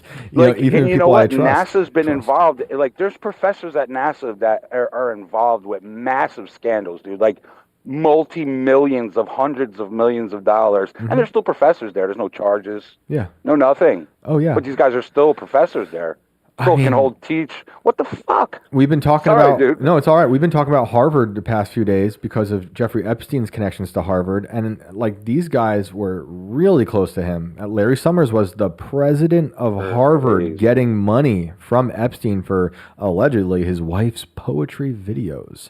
Poetry. Okay, and like bean poetry. Yeah, and we know, he was. He ingratiated himself into the Harvard math department. Wow. He was interested in gravity technology. You can go look up all these interviews with Eric Weinstein. I wish there were. I like listening to Eric Weinstein. Got the goods? But that's what I was going to say. Like Eric Weinstein is someone I have many disagreements with. But I'm fascinated with his take on the Epstein thing just because he was a student at Harvard when Epstein was there. I believe he even met him once, and he said it was spooky. Super smart. Super smart guy. Yes. And but he is legitimately, if you watch the interviews, he is legitimately spooked out about Epstein and why he knew so much about Eric Weinstein's research. I mean, it's bizarre. Very how did bizarre. The two of them collaborate? Just like how they didn't really collaborate, but how they crossed paths? Because they crossed paths because Weinstein was part of the Harvard math department as a student, and Epstein had an office at Harvard. And no one knows why. And he was friends with the president. He was friends with Larry Summers, the guy. Co-eds, dude. There's that too, of course. I mean, Harvard's got a lot of issues. I think we know all these universities do. But two Steens, one college. Is that what that was? Two Is that what I'm understanding about that? Maybe two Steens, multiple colleges. Honestly, Yikes. It was not good. And I'm surprised he didn't hit up his brother because we know Epstein was interested in biology and biological evolutionary sciences. It's crazy. Nuts, so it's impossible to know the goods. And what Weinstein would say is like he believed Epstein was put there as a gatekeeper for innovation in science. And so what he was shut people down if you got too far. Exactly. And if you want to get too conspiratorial, which is why we're here. I dig it though. Yeah, hell yeah. Like you look at something like the horrific shooting that happened, I believe, in Buffalo, and that one was that guy. I just came back from Buffalo. Oh wow, sorry. Buffalo, great place. There's some weird shit going on the border, bro. Crazy shit. Well, let's get to that in 1 second. I was just going to say that shooting happened to kill a man who invented some like water powered car, and everyone was freaking out about like, wow, they thought there was something more to that. I don't know, but it was bizarre. Like it was a hit that was just blanketed as a mass shooting, but he was a target. That's a theory, right?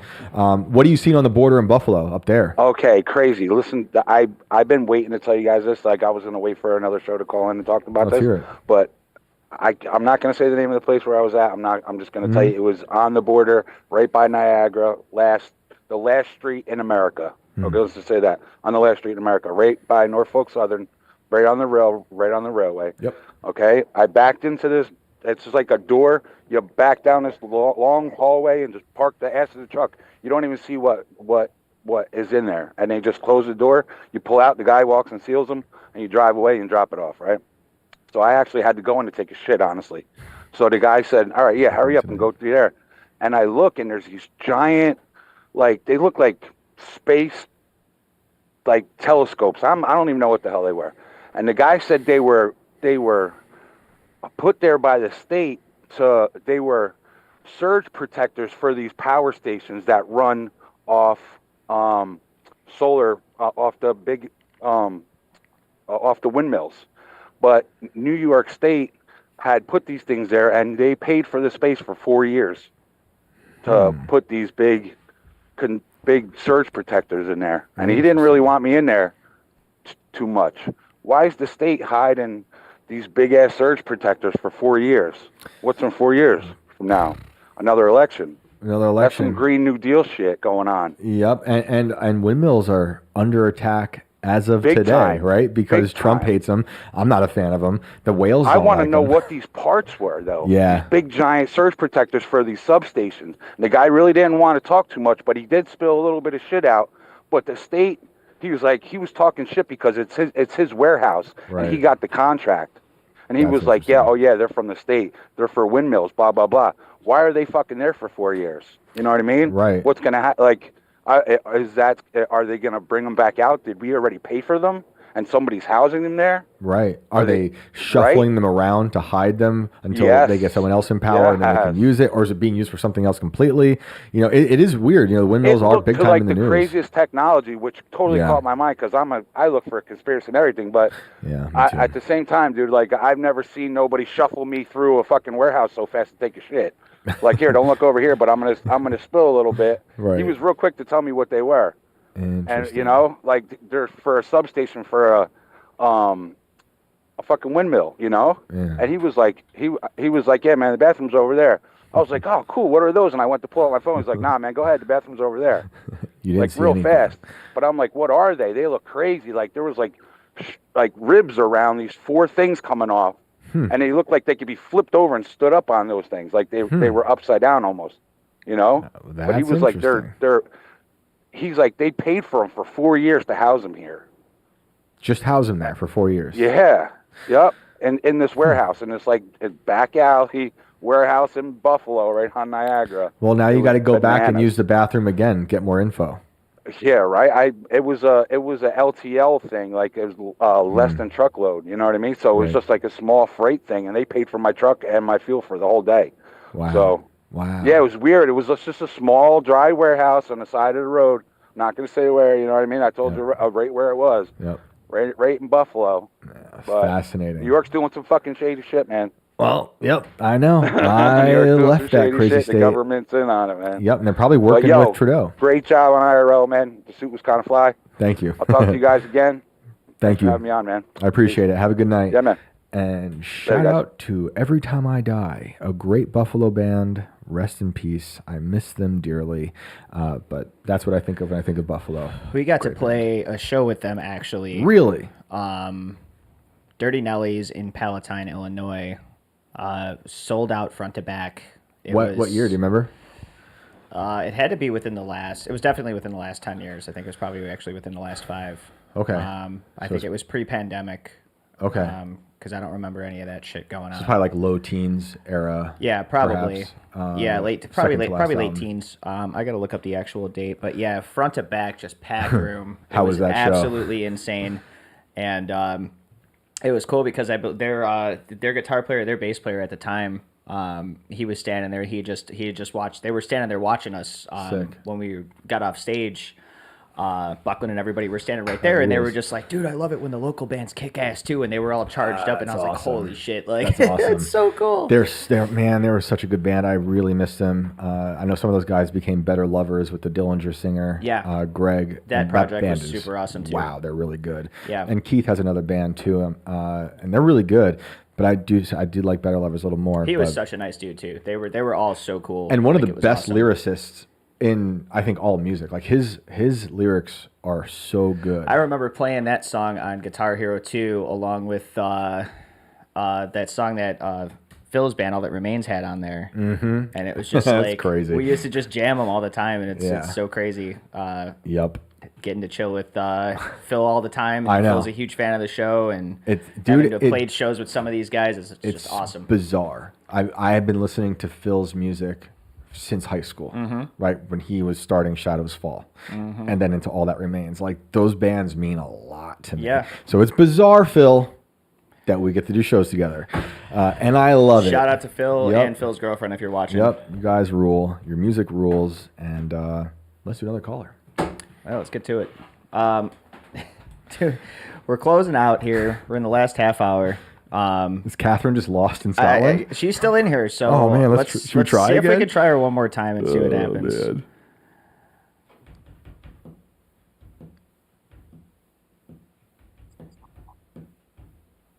Catherine, you still there? Someone said Dillinger Escape Plan is awesome. Yes. Keith is a former English teacher. It's true. Hello, hello. I don't know if Flavor said, Hi, "Hey, can you hear me? Yeah." Uh-oh. Hi, can you hear me? Yes. Can you hear us? Yeah, I was just wanting to talk about the space stuff regarding the moon. Awesome. Take it away, Catherine. Yeah, I was just wanting to talk to you regarding the moon.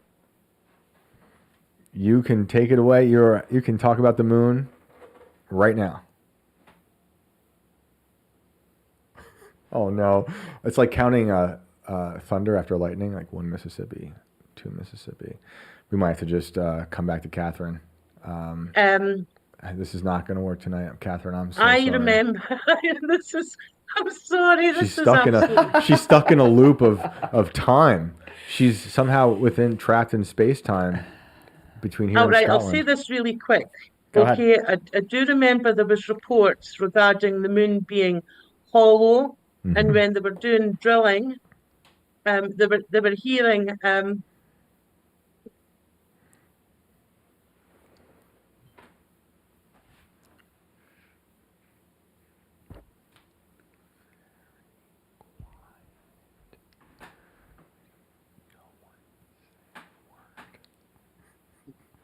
It was like a bell. It sounded like a bell.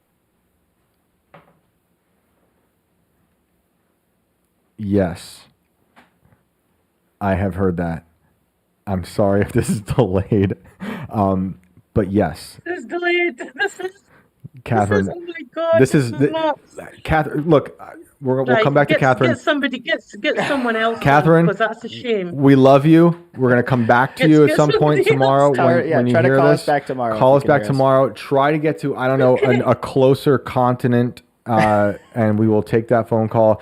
But guys, isn't it hilarious that the moon could call the White House without a delay?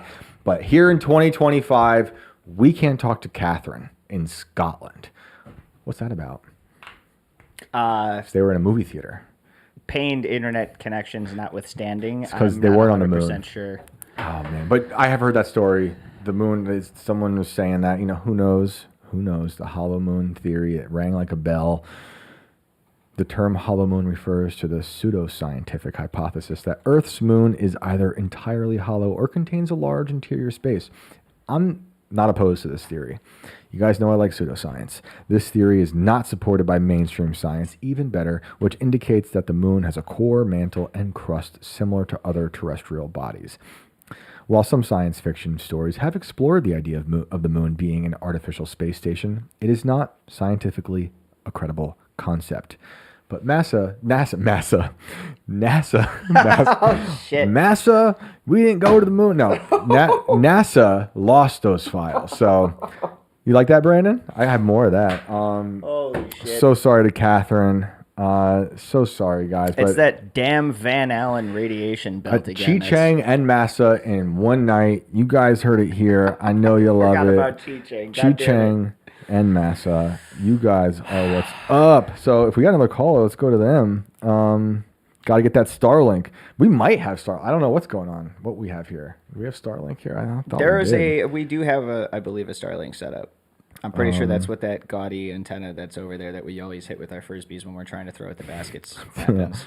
So maybe that's why our internet sucks here. Thank Daddy 5156. Maybe though ours has been fine. I don't know. Yeah. It's the space-time continuum.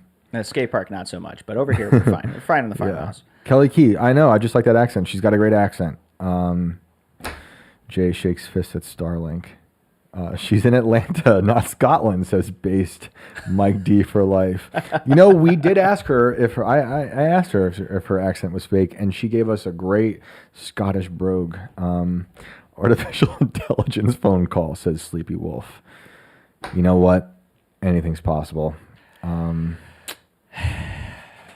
But like, subscribe, follow, share. We're going to try to get to at least one more caller here before the night kicks out. Let's go to E.A. Haro and see if we have any better luck with the connection here. You are on Inverted World Live. If you can unmute your mic and say what's up. Kelly Key said Scottish Triangle. Hello. How are you guys? Good. How you doing? Oh man, I'm nervous because I wasn't expecting you guys. I was watching online US fighting with Kettering for connection. and you can hear us okay, huh? I can hear you okay, yeah. Are you calling from the moon? It's not us. No, not on the moon. I'm in Los Angeles. Oh, nice. How are you? What's up? Tell us a story. Woo-wee, all right. So where'd I start? I accidentally became a Mayan priest. I don't know where to start. So that sounds like a good place to start. That happened to Sarge. That's basically what happened to Sarge. He accidentally became a sergeant. Okay. So I'm gonna put it like this. Okay, I got 3 stories for you guys. It all started when I was really young, but you have to guess which one is fake. Okay. Ooh, okay. It's a game show, guys. Welcome to 3 stories, and one of them is fake. From LA with our accidental Mayan priest. Take it away. All right. So when I was 11, I mean, not 11, maybe like 7, I want to say. It was very young. I used to sleep with my sister. We were very young. I used to have a recurring dream that would just return day after day. And it was sort of like me at a junkyard. And I would look back and I would feel this ominous presence just chasing me, right? So I would start running and I would look back and I would see just darkness covering the cars and all the junk. And I would get to this phone booth, the only thing that had light left, and I would just start knocking, saying, please let me in, please let me in. And I would just wake up, they wouldn't let me in. So I had that for like a couple months, I want to say. And then, mind you, in my house, we had this thing where you would hear all the cutlery fall off the shelves. You would hear a racket. And as soon as you would go downstairs to the kitchen, nothing had happened. So people would talk about these things. And they ended up suddenly.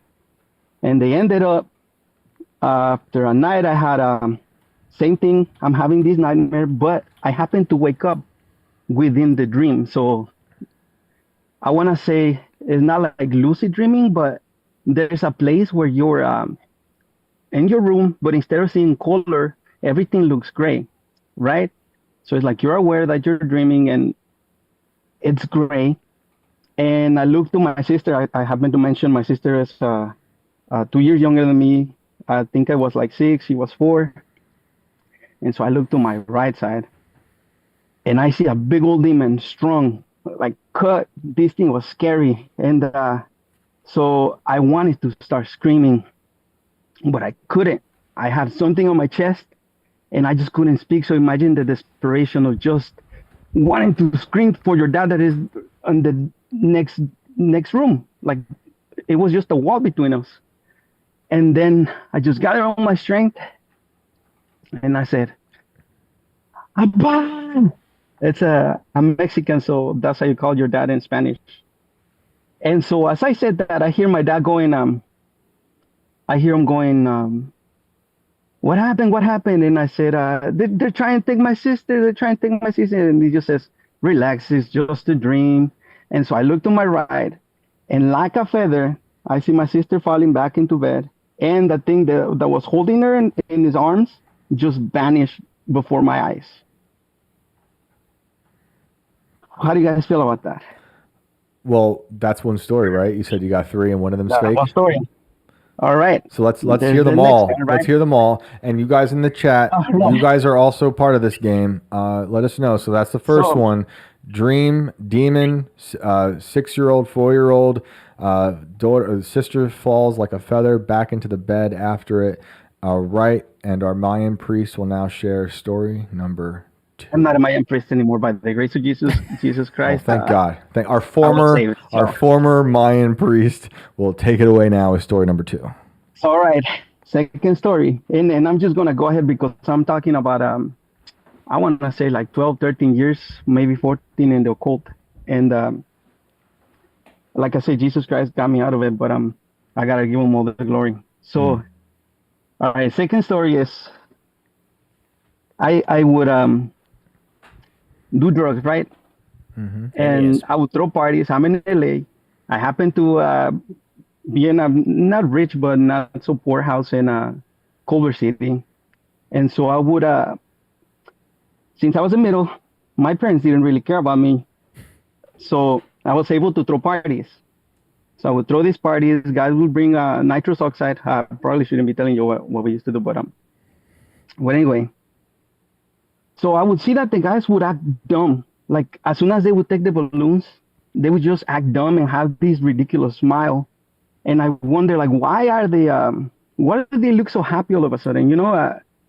So I started trying it, but trying to stay awake while you do the nitrous oxide. There's a moment where you have like this hallucination, and then you just hear the and then you just fade. Like you don't know what happened, but the people outside, like I remember we used to have bonfires and we had people close to falling on the fire. So anyway, that's where it starts. I hear I just start thinking like what happens on the other side? Like I want to just try to stay awake. So while my friends were partying, trying to get the girls, I would do the same things that they were doing, but I would try to stay conscious. So the first success I had is the nitrous oxide.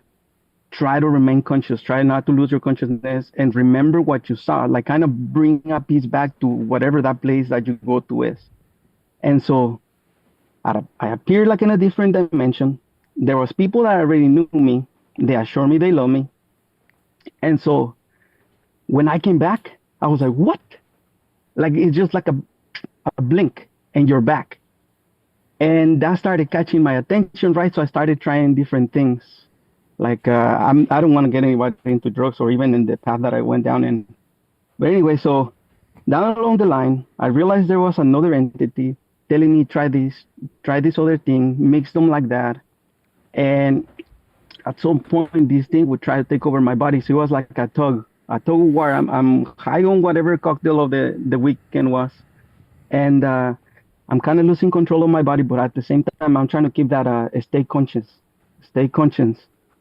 And I'm sorry if I'm slurring my words. I'm kind of nervous, but Are you on nitrous oxide right now?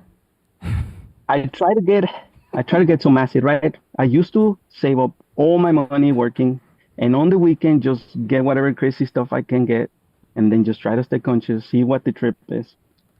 And I started coming across entities. So this one time I hear, get a pack of tarot cards. I say, tarot cards, that's for women, like I don't want to do that kind of stuff. And so I keep going. I think a year passed by. I was trying to get a hold of LSD. I could never get LSD for however much money I could spend or whatever. I could never get LSD. And so the moment I just went with the boys, I said, get your pack of tarot cards. I'm at a Barnes and Nobles in Marina del Rey. So I just like, okay, whatever, I'll get them. I get the pack of tarot cards. Go home. As soon as I get home, I get a phone call from one of my dealers. He goes, we got acid, man. How much do you need? It's like, yo, let me get 2 taps. I just wanted to see what the point was. Like I said, I used to see many things when I would do mixes of drugs. Mm-hmm. So at some point, I saw the gnomes. I had that experience where the aliens come with the lights on top of you, and it was all the same thing. Let me tell you, like at the end, it was all the same thing. So I get the tarot cards. I start reading the booklet by A. Wade, and I couldn't understand it. So I take my tabs of acid, and then I used to smoke some weed to like calm down. And I didn't feel anything. Like, when you feel high, you feel high. When you feel drunk, you feel drunk. So this thing didn't make me feel anything, right?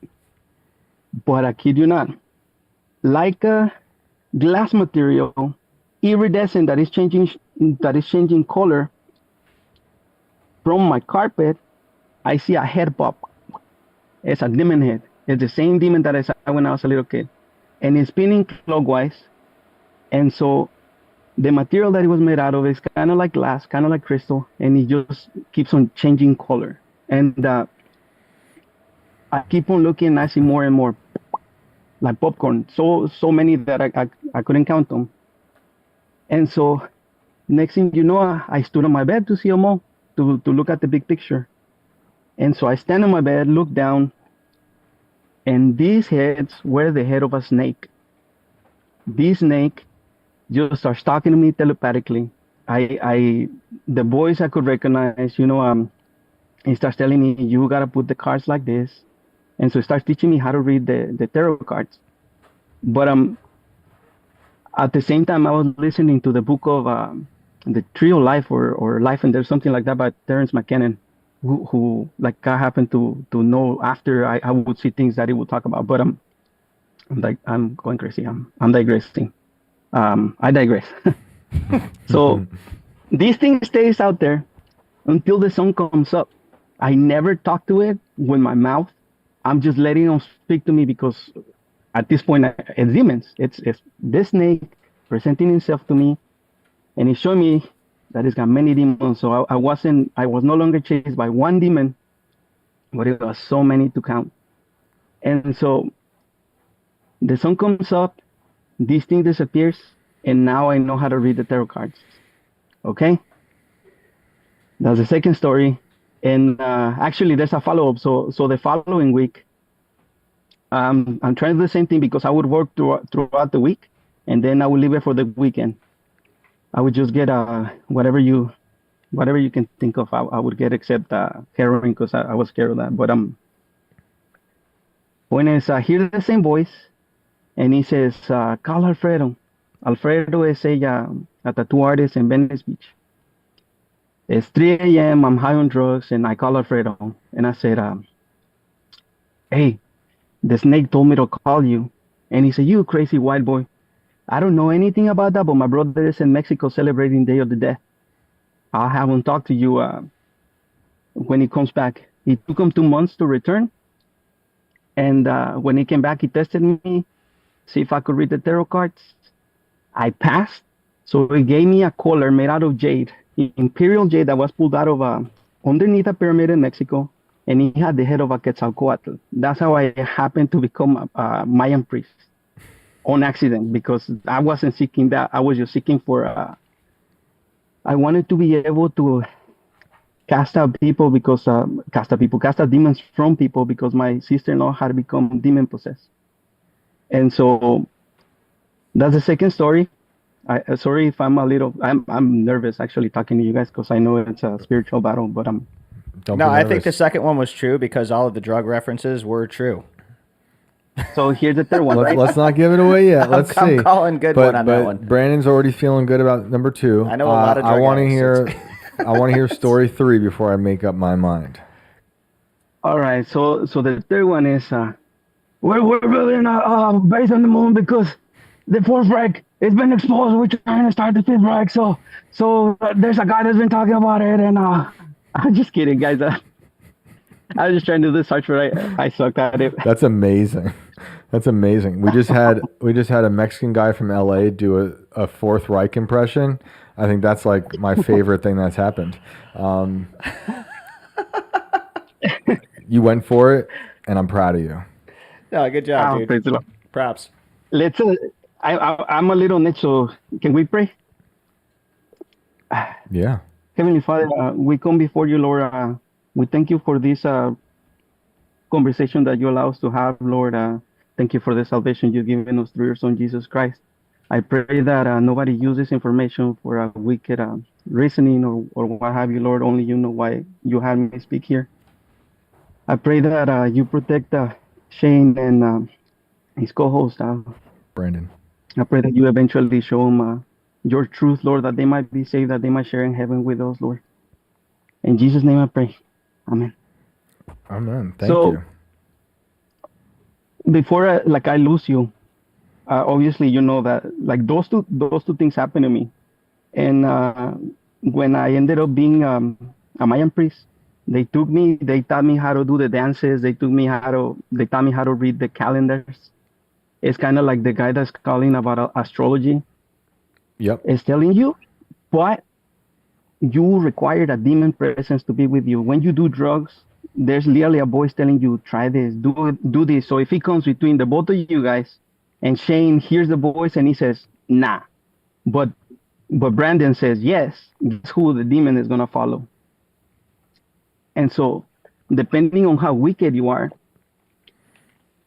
that's how many follow you. And there's like sex magic. Literally, it talks in the Bible about the sons of the angels that they lose their bodies. I think it's in the book of Enoch, where it says that they lose their body, but they still have that carnality, that they wish to get drunk, they wish to have sex, but they no longer have a body for it. So when you do rituals, you lend your body to them, and the end goal of having you do anything is that they want to take over your body. Yeah, that's like, and that they connect that to the possession story with I Am Legion. That's right. That's right. So, as a former Mayan priest, what happened to the Doomsday Calendar? We were supposed to get that sweet apocalypse. They're liars, man. The only truth is Jesus Christ. I can tell you guys prophecy. You talk about because I'm gonna tell you how I ended up going to church. Okay, how I became a Christian afterwards. Sweet, let's hear it. After a year and a half of being a Mayan priest, because in my heart, I never truly wanted to be. I had that deal. Like we used to go to Joshua Tree and just do mushroom ceremonies. Like once I met these actual wizards, we used to go do rituals, go do mushrooms, and a person would get possessed. Like I don't know how much you guys know about Santeria, but I also went to Santeria before that. My sister-in-law ended up being demon possessed in the middle of the night, and that's what made me want to seek the power to cast out demons. Right. Even though I was raised a Catholic and I didn't know that Jesus is the way, Well, anyway, so after a year and a half of being a Mayan priest, learning the calendars, I learned to do astral projection, which is such a weird thing because the first time I did it, I felt nasty because supposedly I got out of my body, and my neighbors that were also doing sorcery, which is so weird, but you never know people, they could see me. The same as I could see them from above my house, they could see me. So I jumped right back in my body, and I was scared. I was like, there's all these people that know what I'm up to. And so the second time I tried to do astral projection, it was like a year after. I kind of forgot the experience, so I'm feeling brave again. I get out of my body. I'm just trying to get out of my body. I get out of my body, but this time I got grabbed. Imagine a strength grabs you, a power grabs you, and it pulls me. This was during the day, so I passed the clouds. I remember vividly being pulled, not on body, and I don't even know what it was because I just passed the clouds, and then I come to this place, like I said I was doing in nitrous oxide, like you just go to a different place, and there was people dressed like in the Bible, and they said, you have to carry your cross. And so they sent me right back to my room where I wake up and I thought it was Jesus. So I woke up thinking, man, Jesus is real and he's mad at me. So I was crying and like I had puked, and I just have that like in my conscience. And so I got up and I said, okay, Jesus is real, but also what I'm doing is real, because the teacher I had, you know how in Star Wars, what's the name, Vader can choke people? Mm-hmm. My teacher was able to do that. He would just look at me and kind of squint his eyes, and I would feel hands on my neck and being choked. And beside from that, he used to also like grab my brain and just kind of squeeze it to show me that he could do things like that. So I thought, all right, so Jesus is real, but also the Mayan stuff is real, because I'm seeing results on both ways. So what happened after that is I go to another ritual. You know, I'm not trying to run away from what I supposedly built. And so I go to the next ritual. We're in Joshua Tree, where there's no people. You know, you just pick a bunch of rocks and you set a fire. And like I said, we used to do mushrooms and drink and what have you, right? But it wasn't a ritualistic way. So you make a circle, and then you start giving offerings to the fire. And next thing you know, nothing is happening. Like the guy that used to get possessed to teach us wouldn't get possessed. Like nothing worked. And all the teachers were wondering, like, what happened? You know, like, what did we do wrong? And so, since we were just doing mushrooms without any spiritual stuff, I went to pee. I was drunk, so I wanted to pee. So I stepped out of the circle to pee. And as soon as I stepped out of the circle, I felt like something hit me on my forehead. Boom! I fall back, and when I woke up, I see my hands grabbing gravel and then just throwing it, right? So I'm throwing it with both hands, and I see my hands doing it because I'm not able to control my hands. My feet are kicking, I'm screaming, but I'm not able to control my body. I was demon possessed. And so the guys that were with me, they were hiding underneath a table, and they were saying that the stones were coming from the 4 cardinal points, like north, east, southwest, and I had no control. So what is this? Their solution is, since they're Aztec or Mayan, whatever you want to call them, they grabbed me by my arms and my legs, right? And they just wanted to offer me in the fire. There's nobody around. I don't even know like what they were into, but they wanted to burn me. That was their solution. So they were dragging me toward the fire with the intent of burning me. And then the guy that used to get possessed got possessed once more, and he said, "What's happening?" They said, "It's Tony. He got possessed, he faltered, so we're just gonna offer him."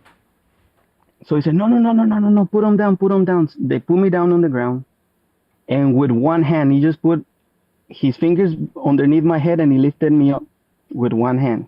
And I had my body again. And I was so mad at these people. Like, I thought they were my friends, you know. I thought we were close, you know. I thought they're my bodies, and they didn't think it twice to offer me to the fire. So that was my experience of being demon possessed. And then after that, I tried to, just move along. But these people are so mad that I'm not leaving the place that we used to hang out. And it was Venice Beach, by the way. And they're trying to kick me out. They're trying to kick me out of Venice. There's a big mafia there. I think they even put a green light on my life. They're trying to kick me out. They're trying to scare me. They're literally singing songs to me that go like, "You have to die," and they're singing in front of me, like trying to scare me, but they couldn't touch me for some reason. I didn't know at the time, but remember when I had that experience where I got pulled and they said you have to carry your cross, it turns out that Jesus was already watching over me, and that's why sorcery didn't work. Like, you talk about any type of sorcery, the moment that you repent of your sin and turn to Christ, sorcery does not work. If you're being honest, because there's a lot of people that speak Christianese and they proclaim to be Christians, but they're not. Okay, so you have to be honest and in your heart, cry out to Him. So anyway, I learned that later on, but next thing you know, I can go long. I don't want to cut it off too short, but we are past midnight. But if you want to wrap it up before we call tonight, let us know. If you want to cut it, we can cut it, and then you can call back at some other point. But let us know where this ends. I think we're all kind of like we're in the weeds of Mayan, Aztec, nitrous oxide. A lot of information. Where does this end? How did you leave? How did you get out? And are you possessed right now? No. So what happened is I am possessed by the Holy Spirit. Good. That's it. I died. My former life is gone, and that's another story too. Like how I ended up becoming a Christian. Like I used to go to a Catholic church to do the worship, and I was still empty. I saw that they were all hypocrites. So, like he says that a gift of the Holy Spirit is joy, gentleness, and I didn't have none of that, and I was like doing worship. So I knew that Jesus was there. So I said, hey, this is not filling me. What's next? So I didn't know. You're supposed to be more what's the word? Respectful toward God. So anyway, I said, what's next? And then I look at two kids that are looking at each other endearingly, like 15-year-olds they were. And I said, Lord, do you have a wife for me? And then by that weekend, I get 3 women call. One wanted to take me to a party. The other one wanted to take me to a bar. And my now wife wanted to take me to church.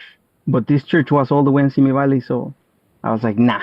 It's like I'm talking about an hour drive. And so, but when I ended up giving up and going to that church, I told the pastor, hey, I met Jesus. And he said, how do you know it was Jesus? How do you know you weren't deceived?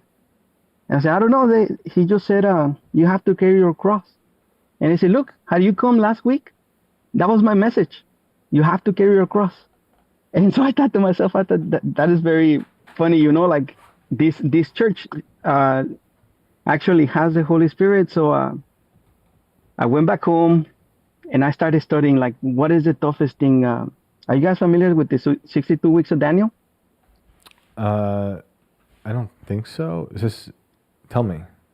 All right, the 62 weeks of Daniel is Daniel 9, where an angel comes and he tells Daniel, after the decree to return to rebuild Jerusalem, there'll be 62 Shebuim. A Shebuim is a period of 7, like a Shebua could be 1 week. Shebuim could be 2 weeks or more, in plural, basically. So it's 62 periods of 7 years, and the Messiah will be cut off, he says. And then there's going to be another Shebuim, and the temple will be torn down. And then the 70th week of Daniel is like the last tribulation. But anyway, even now, like, it's very hard to grasp. So I studied that, and I was like, I'm going to go to this church, and I'm going to test this pastor. And then I get to go back to smoking weed, drinking. Nobody wants to be a Christian at first. You have to be scared or at your lowest. And so anyway, I got my question locked and loaded. I drive an hour to Simi Valley. I was late because I wasn't used to waking up early.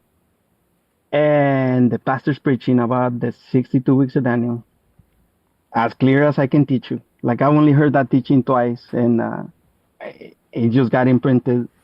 I tested them 2 more times, and I never even got to tell them my questions. After 3 times going to that church, I gave in. I said, I'm ready to be baptized. This is it. I found it.